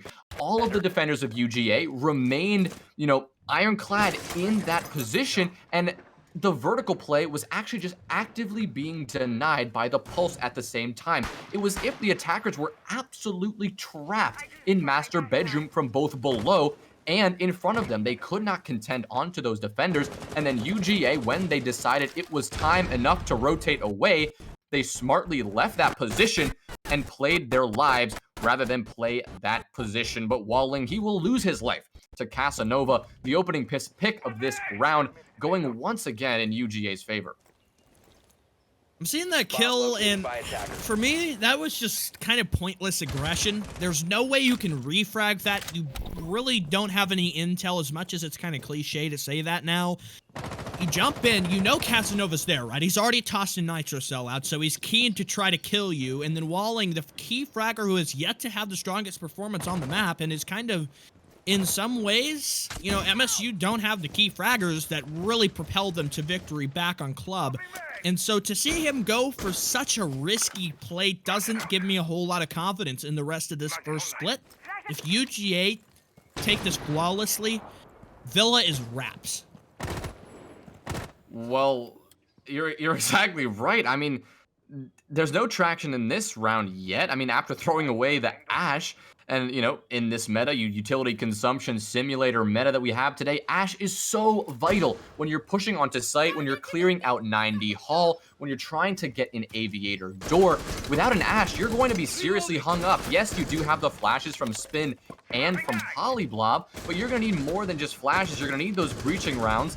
And right now, that has been absolutely denied. And Manly Banana will continue the absolute suffocation of this Michigan State attack. Spin will finally get some traction up into 90, now on this desk using the deployable shield to his own advantage, but this looks like it could be too little too late. We do see Polyblob over on Study Balcony trying to gain some traction here by opening this wall, but the smokes coming out from Juan de Swan will make that even harder as Volley tries to make that push. He will find one onto Casanova, but this one is looking increasingly challenging as the time continues to tick away. 20 seconds remaining, and now this push is going to need to come out, but they are going to be met by a shotgun around the corner. They're going to have to be very careful of this, but this time it's Juan actually peeking himself. What just happened? Completely stunned, and Juan will get 2. I am throwing will follow to Polyblob, but it's an impossible situation,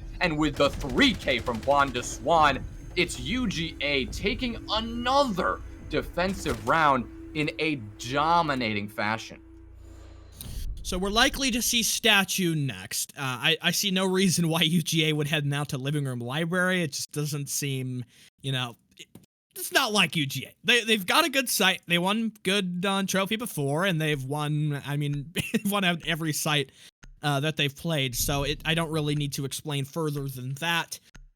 MSU's attacks could use a whole lot more structure. It seems like the IGLing maybe isn't there right now, and they don't have a solid sense of direction.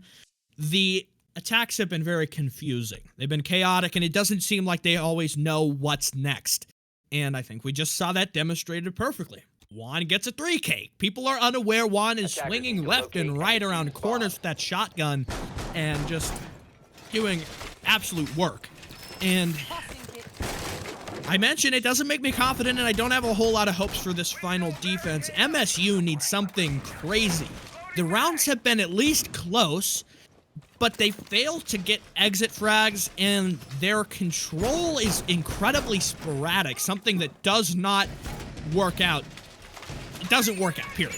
On Villa, on any map, you gotta be kind of structured, at least somewhat, have an idea of how to play, because I mentioned this during the Akron game. Siege is largely a game about playing as a coordinated team. And there has been a very large lack of coordination, and MSU don't really set themselves up for frags. Like, what was Walling doing when he thought he was just going to jump in for Pantry? Maybe he was looking for some kind of advantage. He's searching for something that's lost, and it's frankly disappointing because Clubhouse was so back and forth. It was one of the most competitive games, probably my favorite map in all of the Season 5 for Collegiate and every Collegiate game, frankly, that I've seen.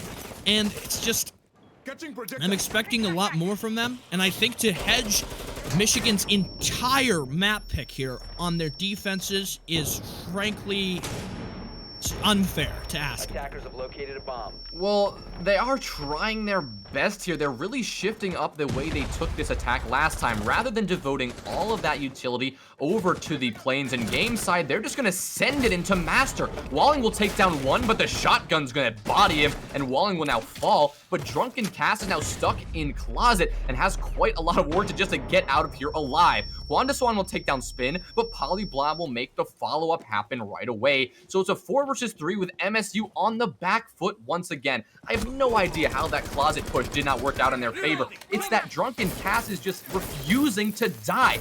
Staying in this position, the ex-Kairos pellets trying to open up an angle, but with the support from Bathroom, it doesn't matter. Drunken Cass finds another. Volley will take down IM throwing, and here comes him swinging on the Ella, and finally Drunken Cass will be taken down. The reign of terror from the Ella will finally cease. But it's a 2 versus 2. With a minute 20 to go, the attackers have quite a few possibilities that they could absolutely take this one. But with Volley, your fragger for this round at such low HP, and with your defenders really in strong passive positions, this one's going to be a hard one. MSU quite a hill to climb, but they also have quite a bit of time to play with. We do see Polyblob working up her way in Bathroom, but Juan going to swing and will win that engagement as well. So it's all up to Volley. Almost hopeless, swings in and gets destroyed. The trade goes out, but it is UGA with a flawless defensive half on Villa. Incredible stuff. I gotta say, if you're peeking the FO12 one-on-one, you're shaking hands with danger. And doubly so when Juan de Swan is providing the perfect coverage from inside of deep Bathroom. Every single time someone would try to jump in, would try to double team the Ella, Wandiswan was ready and waiting to gun them down. He removed all of the X-Kairos off the wall, so they were never able to get a crossfire from outside on the bathroom balcony. And it's just so confusing. Like, you're playing ranked, you're playing, it doesn't matter what you're playing. You see an Elo with the FO12, you are scared of that thing, and you are not going to peek it one-on-one, otherwise you're very, very likely to die. And the key mistake Attackers there, need like to you locate said, and was the defuse as many bombs as one-on-one they can. engagements. It appeared on that attacking half that MSU was not playing like a unit. It was 5 individual attackers just sending it in, kind of running around on their own. And you need to be coordinated. You need to seek the refrags. And that is a big difference in what we're seeing on Villa compared to Clubhouse. The refrags are not coming out from MSU. On the previous map, UGA struggled a little bit delivering, cohesive, coordinated refrags. They weren't playing close enough to each other, not supporting, not swinging at the right moments. But it's MSU now who are just on a back foot like they have not been tonight. And this is a tough position for them to be in. Thankfully, they did take map 1, so it's not the big of a deal if they were to lose this map. And that does look like where we're headed unless a miracle were to happen here. We have seen reverse sweeps happen in the past. I can't tell you if there's been one in Collegiate. We've got Tango in the call, so he'll tell me if there has been one, likely, because his brain is just gigantic. But for an MSU who have just been completely demoralized by the previous 6 rounds, it seems incredibly unlikely for them to turn on a dime and win the next 6 rounds flawlessly. Maybe if they're good, they can get, 3 or 4, but there's just that ever-looming fact that UGA need 1 round to win and head to the decider. And it's just so uncommon to think about this as MSU ready to get 6 flawless rounds. Maybe there's something that I'm not seeing. That last round was a turning point, but MSU lost it pretty handedly, and it's not been close enough for UGA to have won in the team play, and that's definitely important here when you're switching over to the defense. It's not like you can just play completely isolated. You can roam a little bit more, but you still need to communicate, and you need to understand what else your team is covering. Otherwise, UGA are going to look for an opportunity, and they're going to waltz right into the objective and mow you all down. Well, the objective right now will remain secure. Nobody rushing in quite yet. But with 1:30 to go, it appears that UGA have quite a bit of time to work with. The study pressure comes out. Walling and Golden, though, will deliver the first 2 picks. That's Casanova and I Am Throwing, who will both fall, trying to get a roam clear going, but that roam clear was shut down with vigor. So this is a good sign for MSU. Maybe they can take 1 here or there, but we've got 3 remaining UGA attackers who are going to do their best to prevent that. All the pressure coming from Study, working their way into Classical Hall now, dealing with that Wub is Drunken Cass. But he has to do more than just that. He's going to have to find something. We got all 5 defenders on the board, and a flank is very much inevitable. Volley delivers the headshot onto Juan, so it's just up to Banana and Cass. He'll handle 1, though. Golden will get taken down. No flank will come from him. With 40 seconds to go, still in the favor of the defense. Maybe mainly Banana will make me think twice about saying that next time, as Ling gets taken down as well. Utility stack up here. MSU in the advantage by a slim margin with 22 seconds to go, but that's not for long now as Cass manages to frag onto Volley, pushing through the site. He's finally able to shut down Spin, and now MSU, their advantage has turned to ashes in their mouth. Wrap around the corner. The plant likely to be confirmed. In fact, now it will. There's just a ton of pressure on the shoulders of Polyblob to keep his team's hope alive. 30 seconds to go, and every second that passes is another lost opportunity. And UGA are playing it perfectly. Nitro Cell sails out, fails to connect. Not a point of damage done, and he moves in, and Cass pulls out the pistol as UGA secure a flawless 7-0 victory on Villa.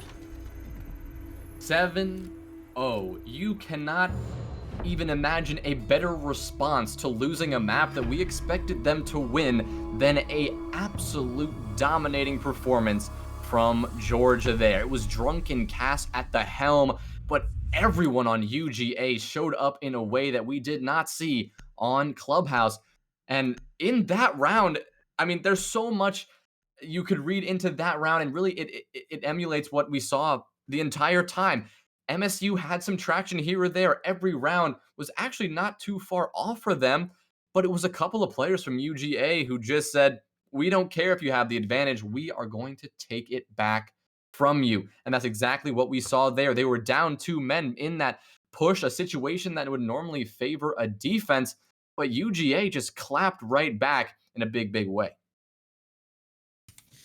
That is nowhere near what I was expecting the second map to look like after the very incredible and just totally fun series we had for the map number 1.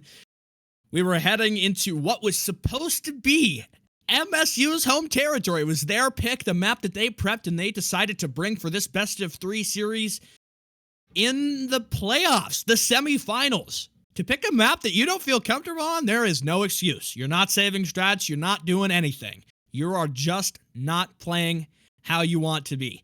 And now this is it's us reset. We're back in an even footing. And it's any team's game from here on out. Our final map for this best of 3 should be Cafe. And it's only... With that performance, we need to see MSU leave right now and ready up. They need to figure out what the plan is moving forward.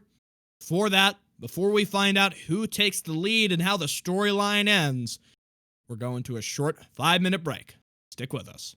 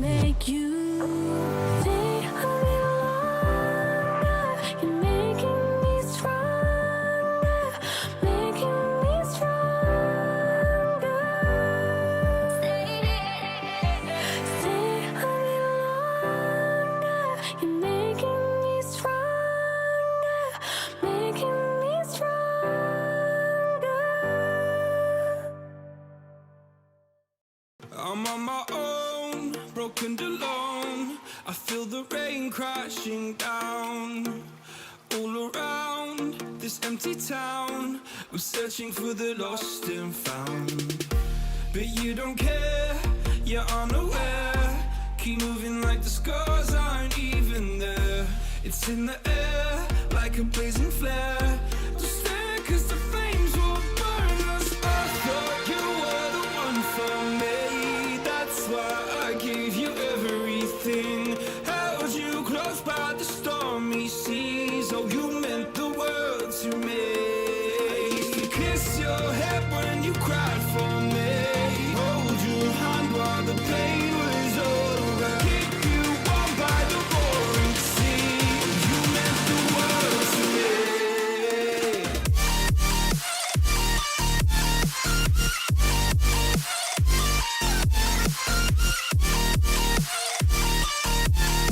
Oh, you meant the world to me.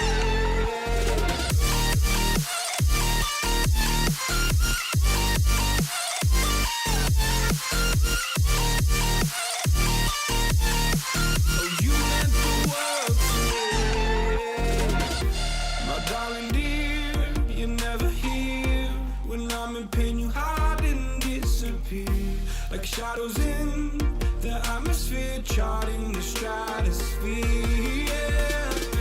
I prayed for you and kept you near in hopes you'd chase away my fears. I'm on my own, you made it so, and now I'm chasing nightmares through. I used to run with you through the great big leaves, laugh at you when you laugh at me.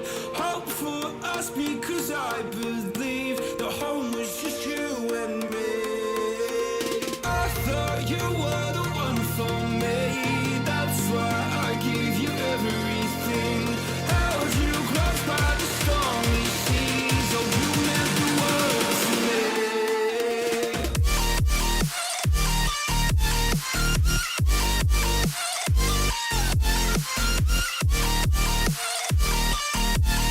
Oh you meant the world to me.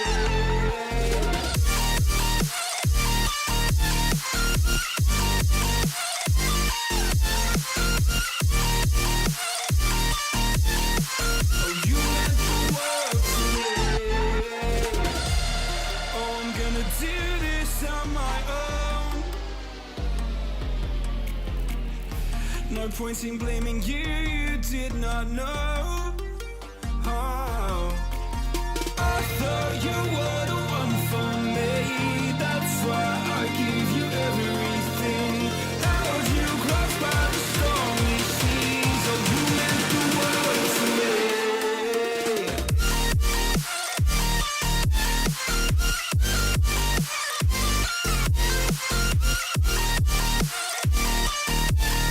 Oh you meant the world to me.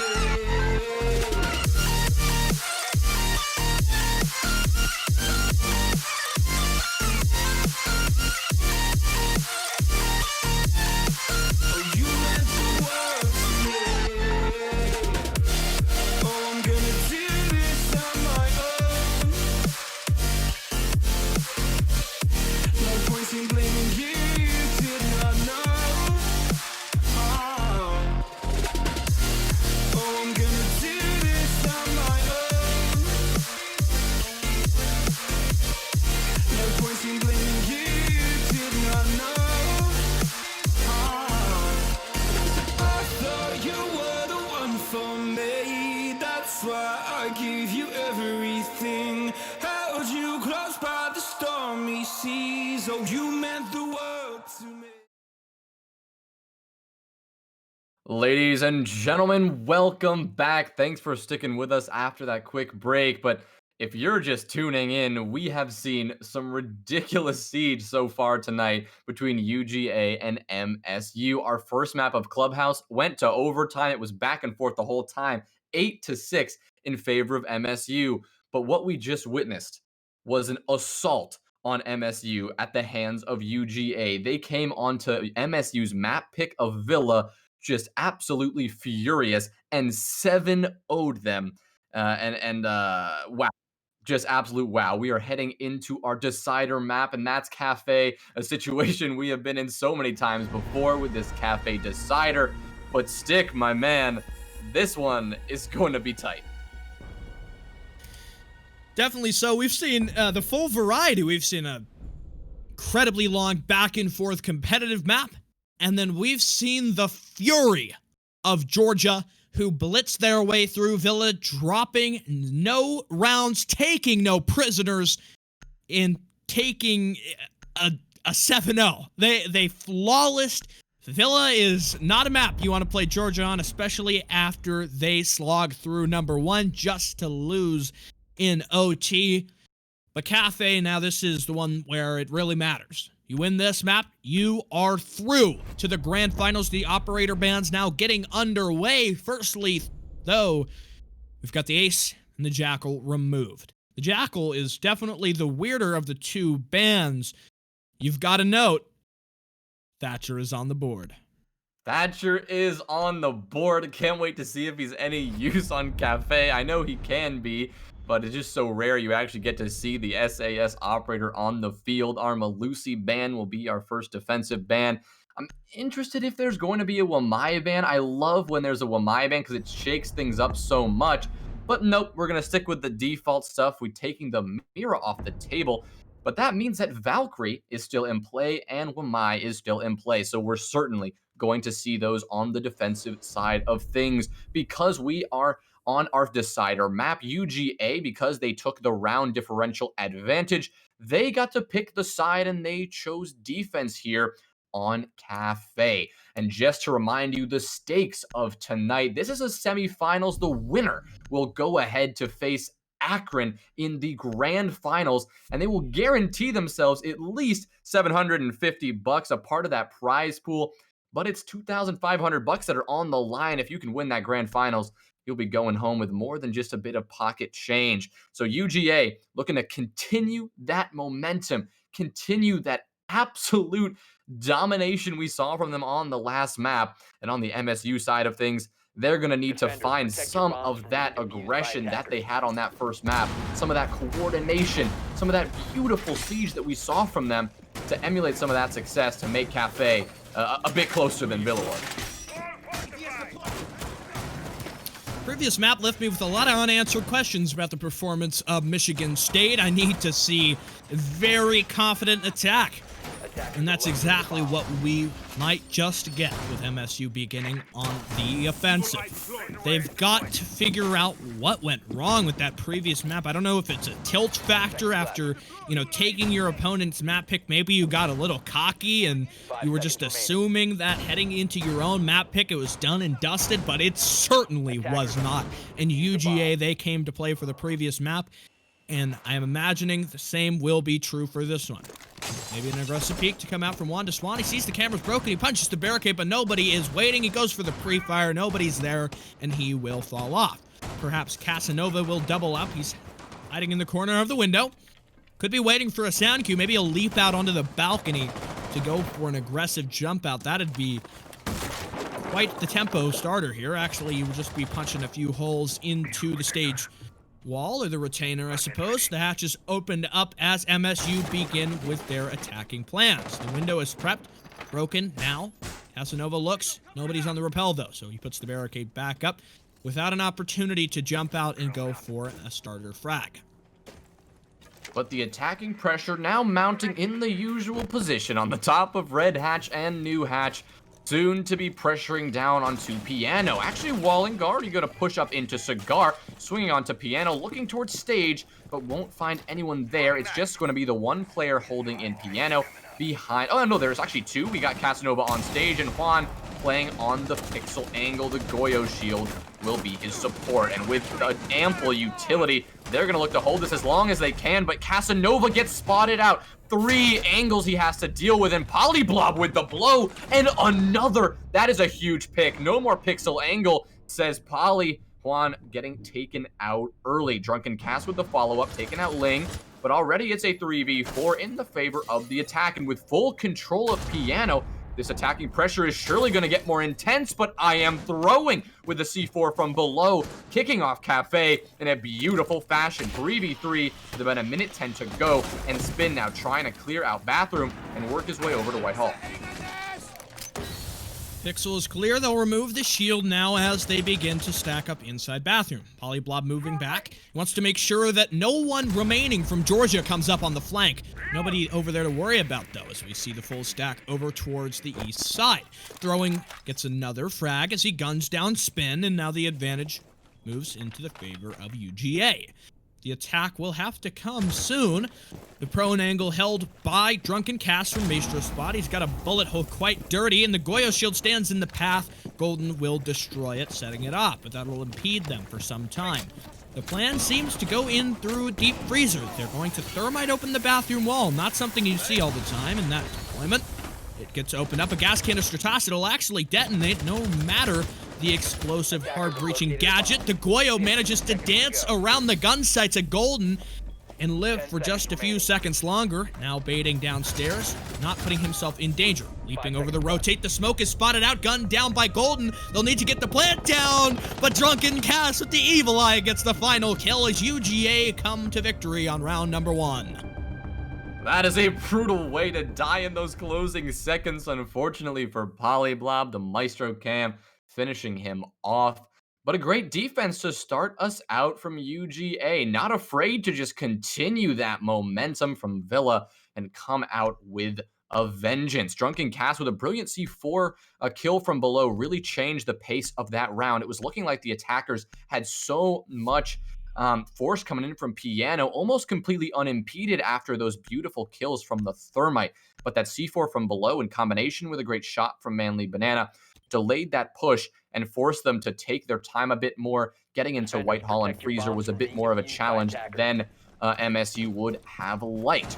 But now we're headed over to what is usually the tertiary site, but actually we're going to be over in Reading and Fireplace Hall. This site has become increasingly popular across all levels of the Siege competitive field, and can be quite viable if played correctly, but that's going to be the key. Playing this site correctly, it really plays the entire first floor as a gigantic site. Pillar control, a big focus for the attackers, but it all comes down to vertical play at the end of the day, because we're going to see so much defensive utility devoted upstairs, a lot of defenders playing Cocktail and in Freezer to prevent those vertical angles from being opened up, and no rush reading plant from going down. I like that Valkyrie camera there from Juan covering up the little light. That's a nice little flourish there.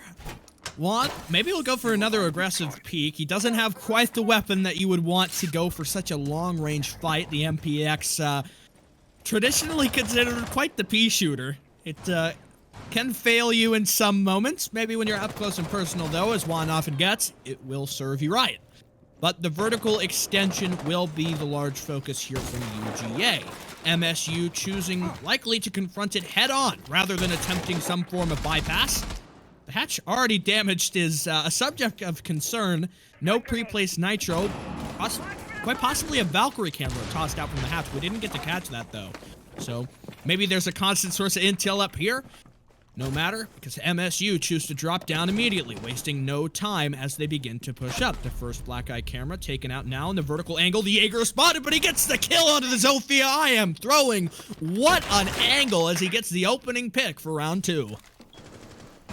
Well, that's a great way to kick this one off for the defense, shutting down that vertical play early on. But the vertical angles are still going to be the focus for MSU. They're not even going to bother contending with all the defenders on the other side right now. It seems that Sledge is going to try to get the vertical angles through Train Room, and Spin going to capitalize and take down the Jaeger of I Am Throwing. Casanova swings around, finds one with the shotgun. That'll be a beautiful headshot from him, but they'll have one more to contend with. Spin now trying to pinch it from the other side, and he'll deliver the headshot. Volley will be doing some work as well, taking out the Valkyrie of Juan de Swan. So already it is a 3 versus 2, but Drunken Cast will fall from Volley as well. A nice double kill from Volley, but Manly Banana will answer. No more Volley on the field. It's up to Spin and it's up to Polyblob, but they're going to have to contend with Manly Banana with the Alda. This has enough bullets to take down 5 attacking rosters all at once, but he's only going to have to find 2, and he's working a flank. But he's going to reveal his position with a few shots. Burn the Goyo shield, that could be big, but Spin will back off at the appropriate time. The pings come out from the Valkyrie cam, but the plant is going down on site. Thermite snuck on there where Manly Banana was not quite aware. He tried to swing it, but Polyblob shuts it down. We've seen some great play from Polyblob so far on this map, but this time it was MSU who took the round win, and that'll equalize us at 1-1. For the first time in 8 rounds, MSU find their way on the board. They win a whole map without winning anything, and now we will finally see them resurgent. Hopefully this is a signal that Cafe will be a little bit more competitive. Unfortunate that the Maestro failed to deny that plant. If he had attempted to rotate inside of Pixel, moving forward to Cigar Lounge, he may yet have gotten the drop on the Thermite. He was completely unaware that the Maestro was not on the objective until the sound cue given, the call out by the Thatcher, that the Maestro had rotated up on the white stairs. Kishin, the next subject, will be heading here instead of a repeat for Reading and Dining once more. UGA may be feeling a bit uncomfortable after that defeat, and the way that MSU went about it was not totally what you would traditionally expect. It wasn't kind of the full force confronting of the top floor hold. They tried to include some elements, taking control of the Cigar Lounge and then moving down inside of Train. 10 seconds Pretty remaining. quick round overall, though, but you don't want to let this one be that close. 5 seconds UGA left. are trying their hardest to get to that grand final spot, but the stakes are the same no matter the team.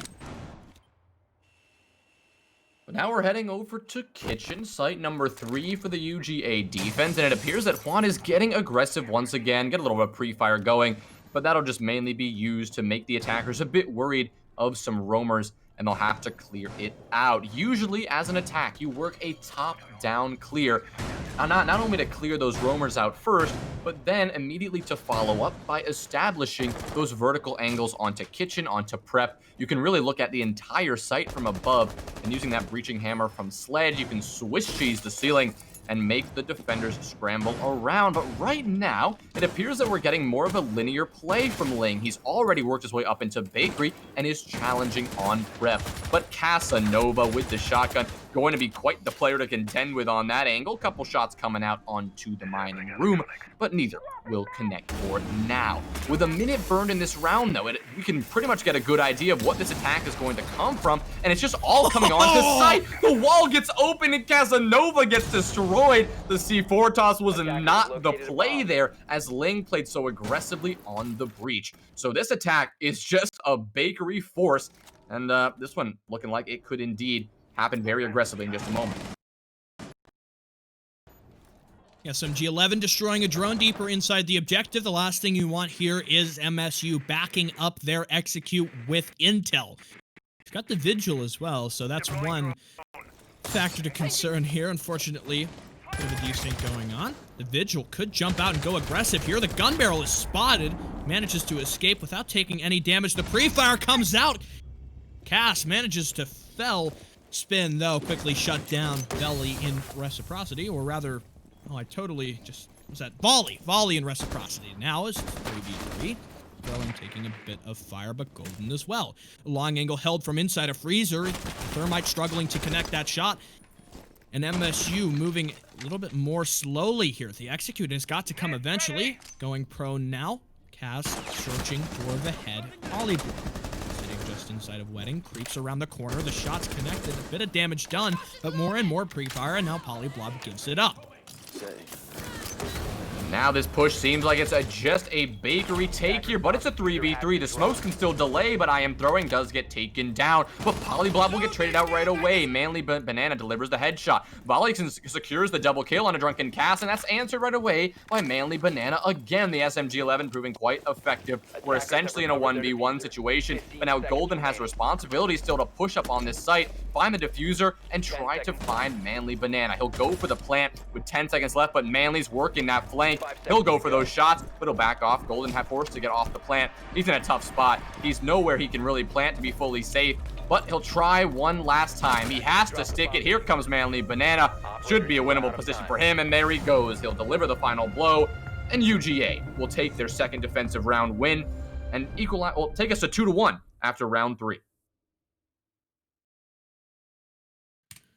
Not really able to solidly take that execute. It looked close. The plant was going down, but the crossfire set up by UGA ultimately felled the thermite and put Sophia in a position where, well, you can't always get it done. Interesting that we have seen, the Thatcher, he's on the board. Largely, though, his effect has not been the most pronounced. These rounds mostly been relying on UGA burning the clock, playing it slow, and then ultimately coming back once we reach the post land. I'd like to see MSU maybe rely a little bit more on the execute meta, but so far we've largely seen them play kind of sporadic, and it's dangerous because you don't want to fall into the style of Siege we saw them playing on Villa, because largely that was unable to carry them to victory. They were able to get frags here and there, but it felt like a lot of steps were happening out of order, and I don't know if you're feeling that too, but it just seems like the executes are not always the most coordinated, and it's definitely not the style of clinical Siege that Akron put on earlier. Well, MSU definitely excel with those early picks. They've been doing a great job of opening up some rounds, getting a good roam clear, trying to get early map control, but like you said, I think there are some points when they're not playing exactly well enough where the executes are falling apart at just the wrong moments. And that can be such a problem, especially in the 20-second meta that we're in today. But on Clubhouse compared to Villa, I mean, that's the big stark difference that I'm glad you brought up. We saw them on Clubhouse. Those executes still went, not perfectly, but they went off generally without a hitch. They used that information they gained throughout the round pretty successfully, and they really ended up making it happen. But on Villa, it was completely disjointed. And we've seen a little bit of both here so far on Cafe. It seems that they're getting the traction back just a little bit, but it's not quite enough to, get the advantage thus far. And we're heading back to Bar and Cocktail, a site that UGA were able to defend with such ease the first time around. So we're going to see if MSU can make those necessary adaptations to change things up a bit. Maybe a little bit more focus on the hard breach in this round. You've got the Capital with the secondary gadget. It doesn't see the most use, but it's definitely nice to have as a consolation. If your Thermite gets unlucky, maybe he dies off the rip, you still have that kind of emergency option in your pocket. But still, largely, I think if Polyblob goes down as the opening frag, that kind of signals the round is on a downturn. Spin will take the brunt of damage on the opener in this round. Sitting at above 50, though, he's still confident in the drone work, making sure that they clear things out. I want to say that was Throwing who dealt the initial hook, but could have been someone on the vertical play. Now the red wall open. Thermite will move forward as the rest of Michigan take control of Cigar Lounge. Lights out. Now with about a minute 15 left in this one, we're going to need to see some more aggression mounting on Piano. Juan is very comfortable here behind this Goyo shield on the pixel angle. Utility does come out, and he'll have to back off a bit onto Bathroom for now. But he was just still looking pretty fine. The Utility is still being burned from the attack. We've Golden used all of his flashes already. The Capital bolts have already started to pour out. But here comes the aggression that we're going to need to see from MSU. Trying to pop that shield, but the still Utility to be burned. It's not all gone yet. The keeps getting captured by those pancakes from Wamai. Volley gets one, but that'll be traded off right away. And a couple more kills come out. The scoreboard exploding with some action here as Volley finds another one onto Juan.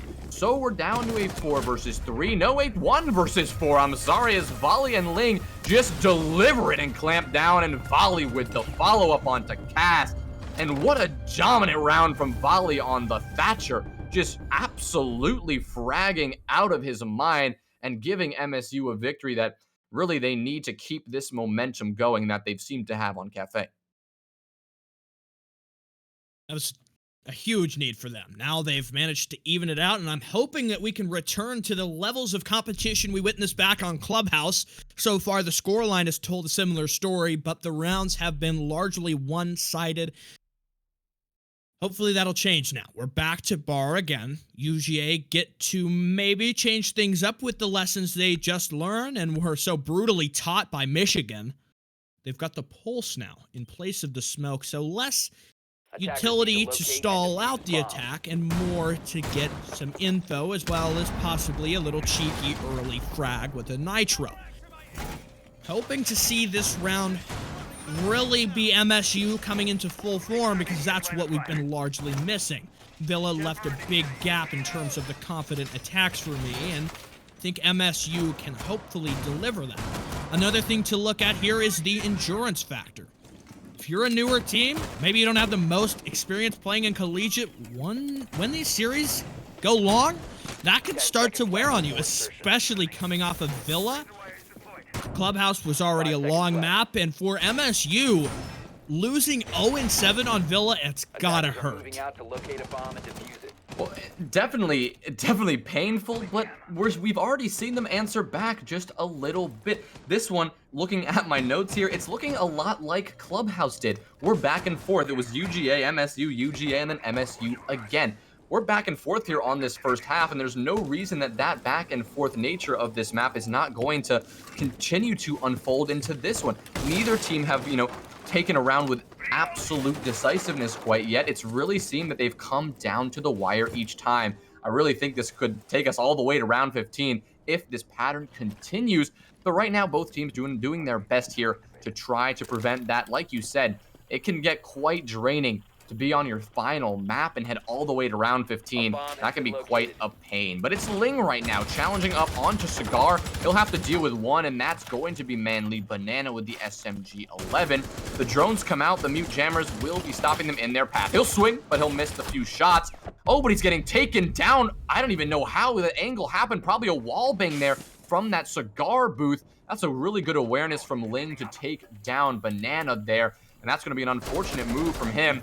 And now that's going to enable the MSU attack to continue to mount this pressure. But what Juan is doing so well right now is holding this pixel angle and playing time. Despite not taking that angle early on last time, MSU were able to come away with the win. But pixel angle and getting control of Piano tends to be a win condition for any strong attack. We saw that flank there from IM throwing. He'll take down Golden, but we're in a 4v4, and this could still go either way.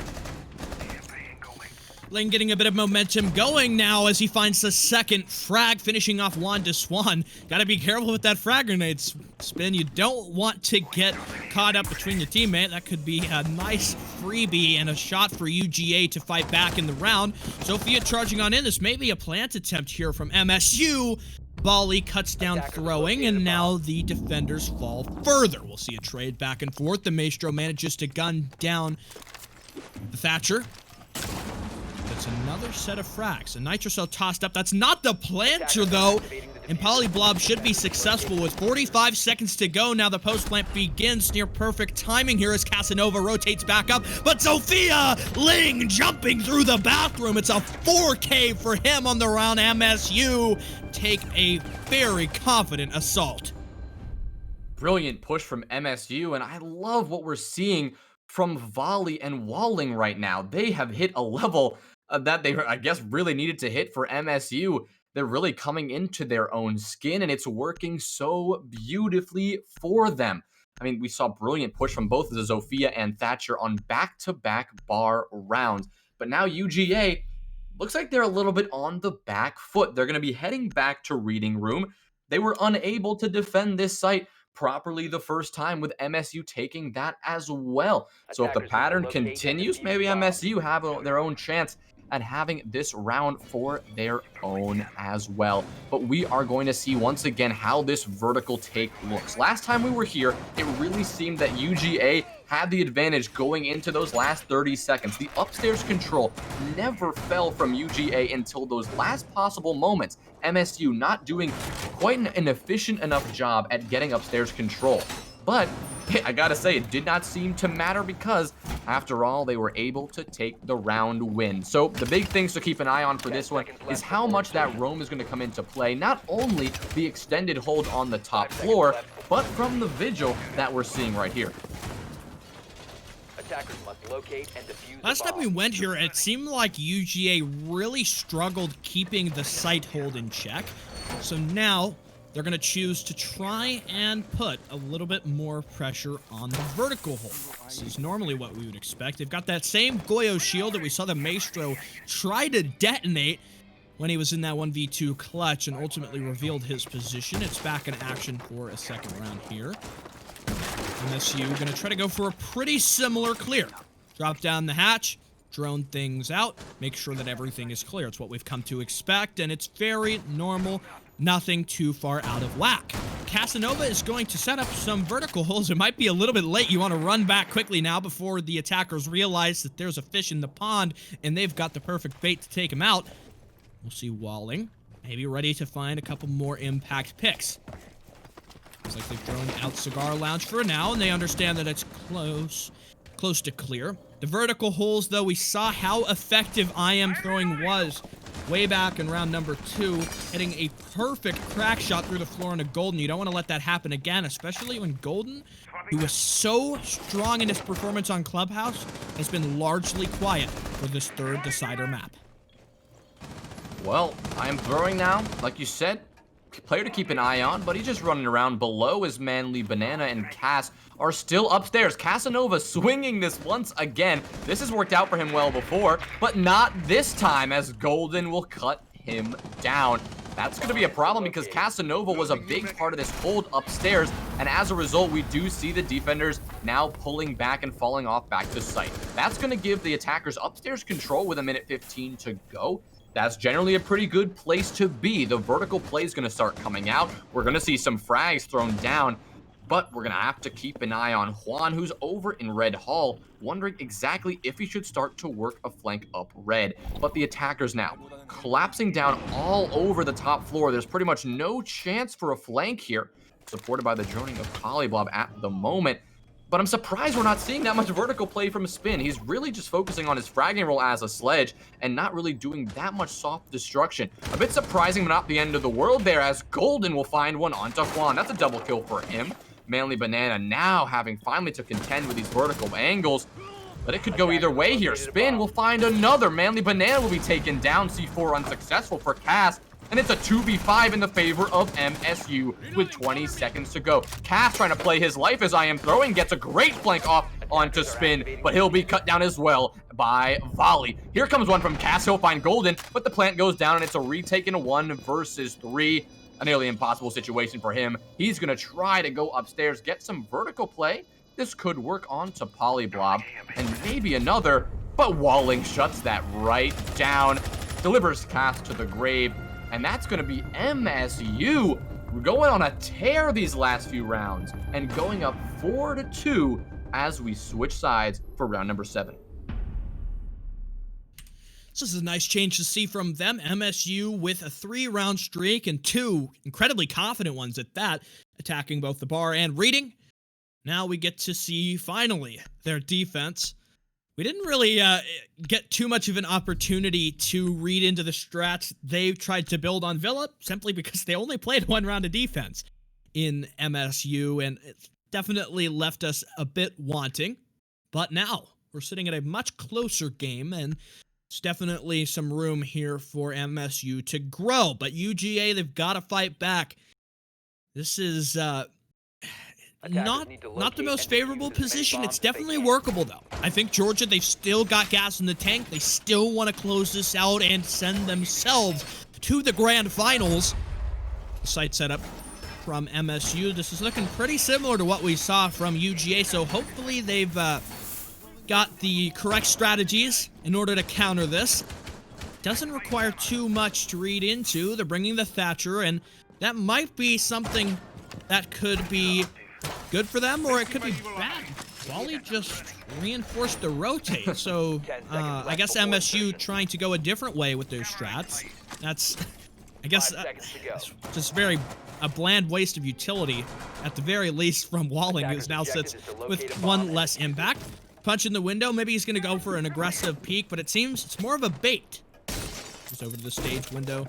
I suppose this is him prepping the windows for later in the round, hoping that UGA get accustomed to the windows being opened, and then when they least expect it, he can go for an aggressive peek and look for a freebie. But talk about aggressive. Wanda Swan is in the middle of kitchen service, looking for an opportunity. He spots the Maestro back turn, nearly for a second onto the mute, goes prone, it sinks, and now we'll see Golden fall as well. UGA are blitzing in their attack, leaving no stone unturned. We'll see another set of frags, and now Walling, he's got that 1 impact left in his pocket with 5 attackers to take down. They understand his position, and Drunken Cass sends UGA to a flawless round victory. What did we just witness?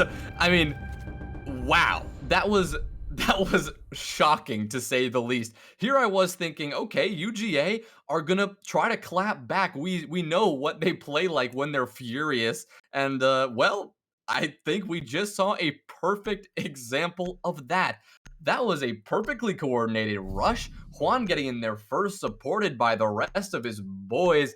But oh my word, that was clinical rush. I'm sure they saw an opening over in VIP, nobody playing in there, and said, you know what, let's take advantage of this slow setup.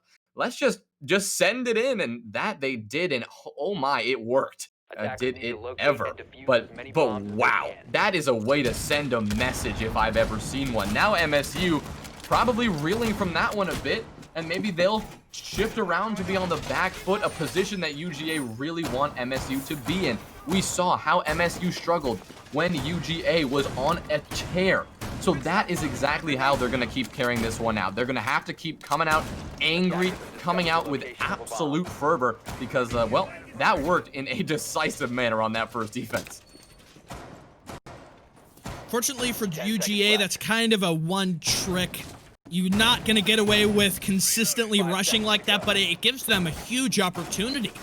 The lead we saw MSU have exiting the half has shrunk to just 1 round, and this is well within possibility for UGA to move forward, retake the lead, and put themselves in more favorable position. Another aggressive play that seems to be the storyline for the past couple of rounds is an aggressive peek attempted by the Jaeger. Yields only a bit of damage onto Manly Banana. Frag grenade cooked. Could be thrown up near Shaiko's spot. Golden takes out Casanova, though, and now you've lost your Thatcher, a crucial operator here that'll make taking control and removing utility increasingly more difficult. Well, the attackers now looks like they're going for something of a... Oh, we got a spin jump out. He'll take out I Am Throwing, and that's a big pick for MSU. Clapping back after that aggression from UGA. But Juan is going to do some clapping back of his own. He'll take down Ling. That's going to be the Jaeger gone for now, as Juan now pushes up towards the pixel angle. But it's Golden he has to contest with, and he'll actually take down Juan, and he'll have one more to worry about. That is going to be Manly Banana. But the Evil Eye finishes off Juan de Swan. The Toxic Babes come out to put Manly Banana in a very tough position. The Evil Eye continues to be a pain. Gonna continue to just get a bit of damage here or there. Just distract them if you can. And we have Spin just lurking from below for now. But what a turner of events we just witnessed. Going from UGA absolute unbridled aggression to MSU swinging things in their favor and doing the same thing. I mean, this has become the slugfest that we predicted at the beginning of the night. But who knew that it would be coming out this late when these teams are supposed to be lacking a bit of energy, but really have come out more excited than ever. That'll be the second Evil Eye kill of the game. We saw one earlier when Thermite attempted a postman. Tried to get the plant down round number 1. Almost spotting the Habana there. We'll see Spin as he rounds the corner from New Balk, maybe looking for an opportunity to take out the diffuse carrier. He's got plenty of pings, but the X-Kairos utility unused, and now he will vacate. As he rotates, maybe he'll go for a nitro or simply trying to reposition to get a better angle moving forward. Golden nearly TK'd by his own mate's smoke canister, so he'll need to reposition there. And now he's a bit more weak. Constant swings from Cass will earn him his death, and now Manly Banana falls in spades, and MSU take round number 8. UGA, they managed to propel themselves, but MSU have got a quick response. Well, that was decisive response, to say the least. They really just took that aggression and changed it around. We saw several aggressive runouts and plays from the defense, and that really propelled them into that victory. Manly Banana and Cass didn't have much of a shot. It was a 2 versus 4, and they hadn't even taken control of Piano at that point. So they had not only had to take control of Piano and Whitehall, but they had to try to get some traction towards New Balk. But there was never a chance it could happen. And we really got to give it up to an MSU responding in kind to just the ridiculous play we just saw, the ranked special per se that we saw from UGA on the previous round. But we're headed into the next one, round number 9, and we'll go back towards the kitchen. Now, I don't know why, but I have a feeling that MSU, they're going to maybe put some defenders over in VIP this time, or at the very least, make their setup a bit more efficient, for sure. It's not a mistake you're going to see Michigan repeat twice, and they will be more prepared to deal with that. I think Juan's drone might have signaled a want to go for that same rush. They've got an Evil Eye placed there, but it might not be enough to stop it. If any team is going to go for another unbridled, just fully send aggressive play, it would definitely be UGA. They're a team with a big heart and a lot of character, and I could definitely see them going for it, but the stakes are so high right now that risking your round and risking, you know, the opportunity to keep MSU away from match point, that's, the stakes are just pretty high here, and we'll see them go for a more traditional assault. It's confirmed. You'll see the repel from Juan. He'll begin to clear out the top 2 floors of the building. Window opened up, and gotta make sure that you don't waste too much time here. A lot of rounds in this series have been sunk because the attackers play it too calm and they play too steady, and that can be good sometimes, but you also need to do your You need to be prepared, and you need to kind of do your homework in some respects. Set up your pre-placed drones so you don't have to spend all this time clearing it. I think UGA could benefit more if they tried to play conservatively with their drones. Already, we'll see 2 taken out, Juan and Throwing losing out respectively. Well, this is definitely the more traditional approach, but what's happening here is now the attackers have complete control of the the second and third floors rather, because we have no roam presence whatsoever. This one's going to be more of a turtle. We do see Walling playing over in bakery and small bakery, so he'll be looking to contend on the red stairs and on that long angle towards Whiskey Bar. But for now, the attackers have already begun opening the floor and Swiss cheesing that and opening those angles onto the defenders. And if you're doing that with a minute 50 to go, that is very good attacking progress. This time being a lot more efficient with their approach. Well, not more efficient than a rush, I guess, but they're being efficient to say the least. Hard to get much more efficient than that. You really can't. And it was pretty clear 10 seconds into the round that we were going to see more of a traditional approach, and that's exactly what we see now. Polyblob trying to get a sense of where that push is coming from. But right now, it appears it's going to be more of a freezer take, and possibly we'll have the Zofia of Cass working down towards red stairs. Electriclaw may have been seconds too late. We'll see as the timing battle goes through. Oh no! It was just barely half a second too late, and the X-Kairos will get open. I don't know what it is about that. It's just hilarious to me, the timing. And now Manly Banana, he's got the opportunity to move on in. He'll get a little zappy zap if he tries to crawl through, because the Electriclaw has still persevered. Casanova will stop that, though, with an EMP tossed down. Now the Electroclaw is disabled. And so UGA have found themselves a pathway into the objective with vertical play in support. But Polyblob on the Maestro guns down Casanova. The Hibana, in her attempt to retreat, gets caught out, and now another kill goes the way as MSU approach match point with I Am Throwing their final pillar remaining standing. And he recognizes this. He's going to go outside, and he will play passive. The rehost is called. Will come in the next few seconds as MSU take match point.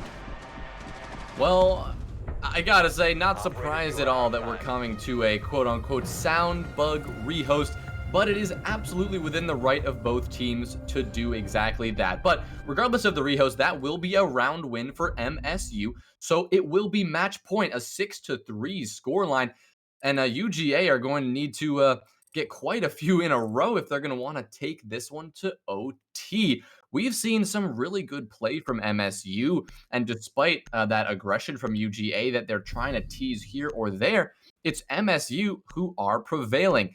UGA obviously going to use this tactical timeout that they are going to use this rehost for to, recover a little bit, try to get back some of that coordination that they had on Villa, try to find something, because at this point, they're fighting for their tournament lives, fighting for their playoff lives, and they're going to have to win 3 whole rounds in a row to even have a chance. This is a dangerous position. You fought the entirety of Season 5 to get here, and now you stand on the brink for Georgia of having lost your opportunity, and the opposite is true for MSU. They've almost punched their ticket, standing well within the realm of possibility to move forward. And I mean, if you look historically at the rest of this half, it's been pretty sound in favor of MSU. They've had a lot of good rounds. The only one so far going in favor of Georgia was that Blitzkrieg rush we saw in round number 7. And it's just, my concern is you can't repeat that. It's not a strategy that is going to consistently get you wins. It might get you kind of a pocket win here or there to keep your hopes alive, but Georgia have got to come into this next round with something that's more thought out than that, because if they don't, it's all over but the crying. Well, I mean, I'm trying to think about how this one may play out. If we're being honest, I do think UGA are going to come into this one after the rehost and maybe take a round or 2. Do I think they have what it takes to win 3 in a row after this crazy defensive performance we've seen from MSU? I don't really know for sure, but I do think that they're going to regroup a little bit during this timeout, and we saw what they can do when they regroup. They regrouped after the first match, and they 7-0'd MSU. So we know they have what it takes to be that coordinated and decisive, but UGA appear to be really struggling right now. Something is just not clicking. So they're going to try to find what that thing is while we wait this rehost time. It's always kind of good to get your timeout going and figure out what you need to do. That's one thing I feel like online Siege is kind of missing. The ability to take a timeout. I understand, it's not exactly the easiest thing to do from a technical standpoint. Were the Siege devs to implement a online custom game pause feature, it would be a lot easier. And I feel like it's just something that's kind of missing from a competitive esport like Siege. The ability to take a pause, to talk with your coach, to figure out, what's going wrong and how to fix it. The fact that you can only really do that in between maps is somewhere that I think Siege is largely lacking. I don't know if you agree, but the ability to talk with your coach is definitely something huge, and that's what a coach is there for. Absolutely. What's the point of having a coach if you can only talk to him for a couple of minutes per match? But I do generally agree with you. I think a timeout would be nice to have. You have it at those LAN events, and we've seen just tonight alone, but across all of CR6 and the collegiate ecosystem, how powerful a timeout can be. And when one team is running away with it a little bit, we want to see competitive Siege. Why not encourage someone to take a timeout, regroup themselves, and make a comeback? Because you love to see those comebacks. You love to see these games go down to the wire. And that's why I expect UGA to come out here after this rehost with a little bit more energy than we've seen these last few rounds. But if there was one thing you had to pinpoint that UGA could solve, is there something that you would think that there's one particular aspect of their game that they need to improve to take these rounds back? Yes, and it's the time management, because a lot of times their attacks are coming down into this danger zone where there's only a minute and 30 seconds remaining, and this is when they're getting onto the same floor as the bomb site, not when the execute begins, not when they're pushing into sight. They are just getting ready to hard breach walls, clear utility, do flashbang dumps, things like this. You need more and more time. I talked at large and ad nauseum about the pre-placed drones, which I think is something that they lack. Snail from ISU mentioned in chat that it seems that Georgia are kind of moving a little bit too slow, and MSU are one step ahead of them and have largely outpaced them. Well, they weren't moving too slow on that rush we saw, but we're not going to wait any longer. We're going right on in. So we'll be back and we're jumping into a match point situation for MSU. They have looked so strong these past few rounds, and well, it's only up to them to see what they're going to pull out on this defensive round. Not exactly sure what site they have, but they just went to Kitchen and they won a bar prior to that. So I believe we'll be heading over to Reading Room, and yes, I am correct there. This one is a site we actually have not seen from MSU yet. So this one could really go either way. We don't have much to work from. But if you're looking at the UGA side, it did appear that MSU knew exactly how to attack this site. So it only tracks that they'll probably know how to defend it as well. Yeah, that makes a lot of sense. I mean, you know how to attack a bomb site, so you know what needs to be done. And that gives you the peace of mind to know how to prioritize the defensive setup. If you're a team like UGA that really struggles with the time management, what that tells MSU is that we need to try to extend as much as possible. Also, a key factor is burning the drone economy. UGA can't execute with enough time if they're still worried about players holding on the objective, and if you're lacking drones, that's a big contributor. They've really not played the best intel game in a lot of these rounds. They're losing drones early, and at a competitive level such as this, with some of the top teams for CollegiateR6 in the nation, you can't afford to sacrifice your drones like that.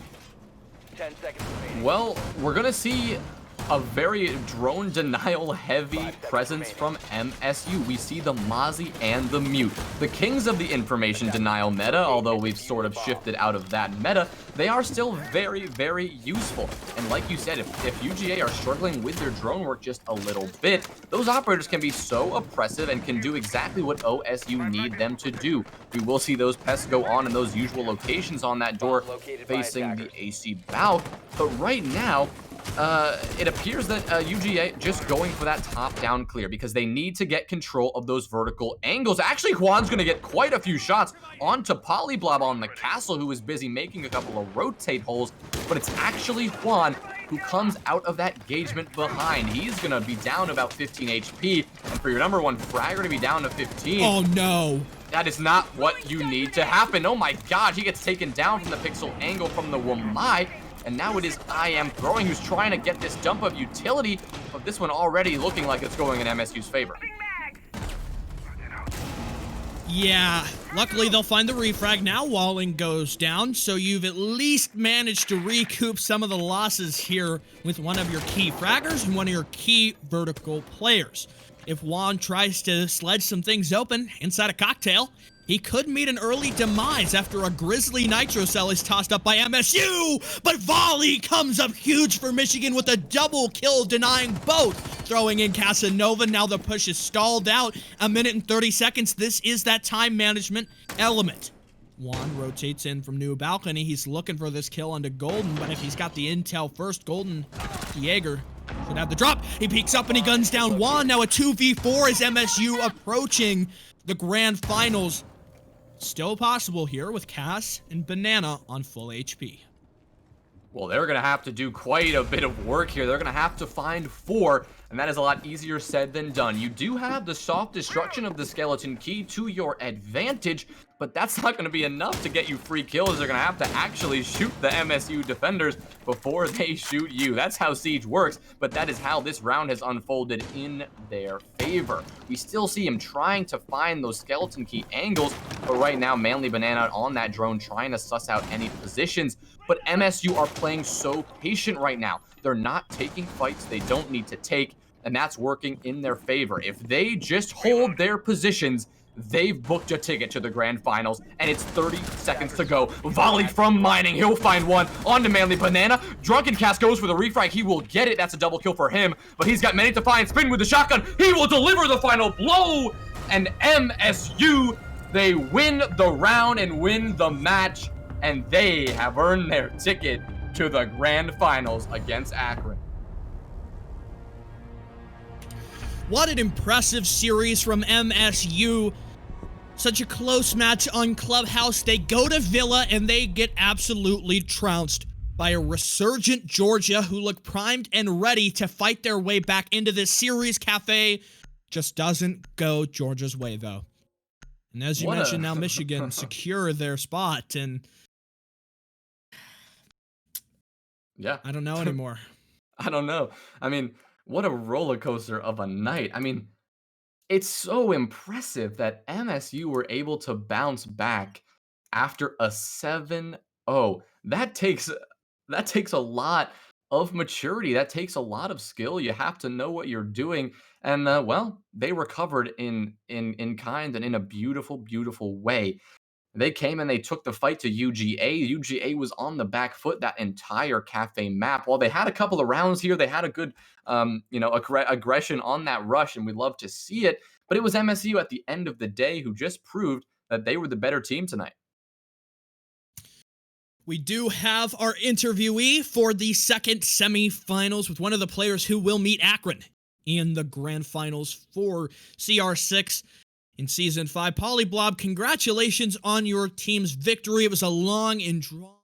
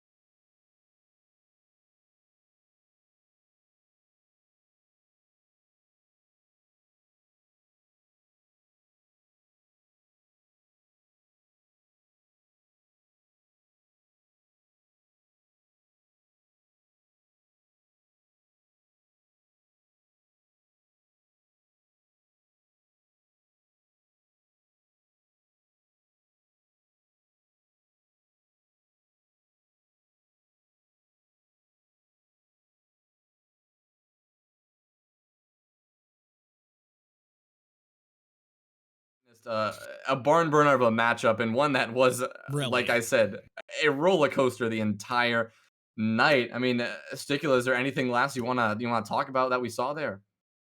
It was just so good to see MSU fight so hard on Clubhouse. I really wish we could have seen 3 Clubhouses, because that first map, it was so fun. It was constantly back and forth. We had some really hype moments. We had that ace from Ling. We just had constant frag wars. I mean, where it would get down to the last 20 seconds, both teams still had 5 men up, and it was just a slaughterhouse in almost every single round for that first half.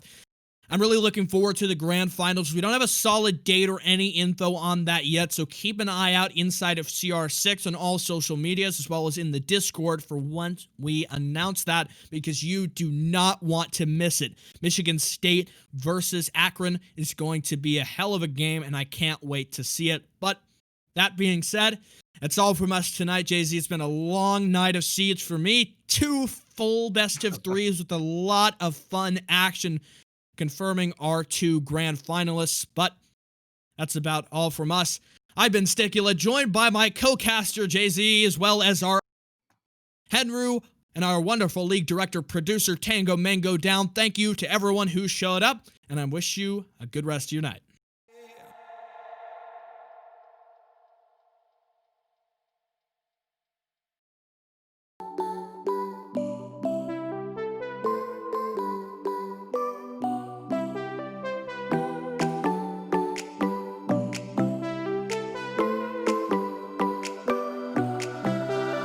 Music keeps me on alone. You got the feeling. The music keeps me singing.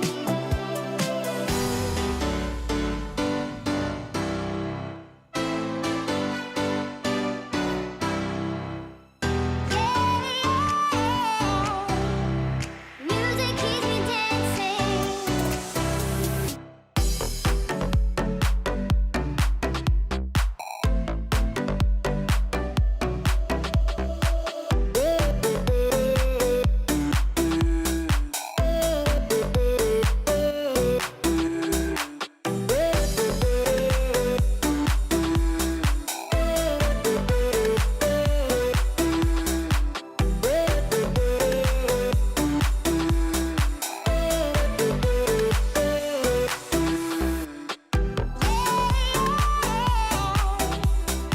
Music keeps me dancing.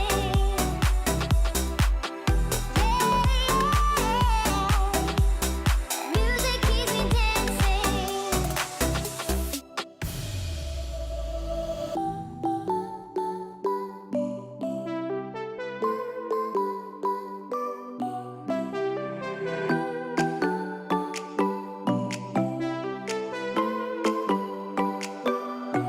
Music keeps me on alone. You got the feeling. The music keeps me singing.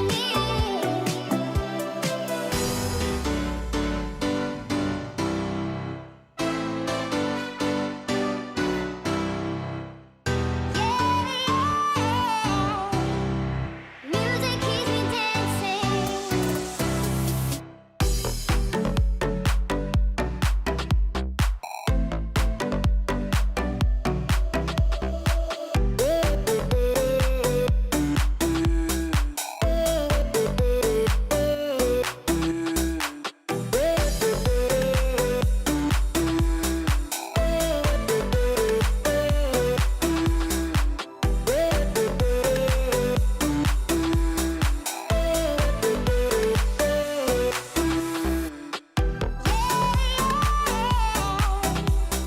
Music keeps me dancing.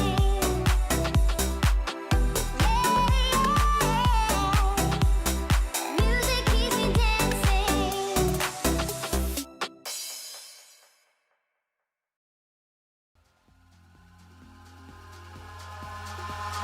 Eyes in the sky, night, gazing far into the night. I raise my hand to the fire, but it's no use, 'cause you can't stop it from shining.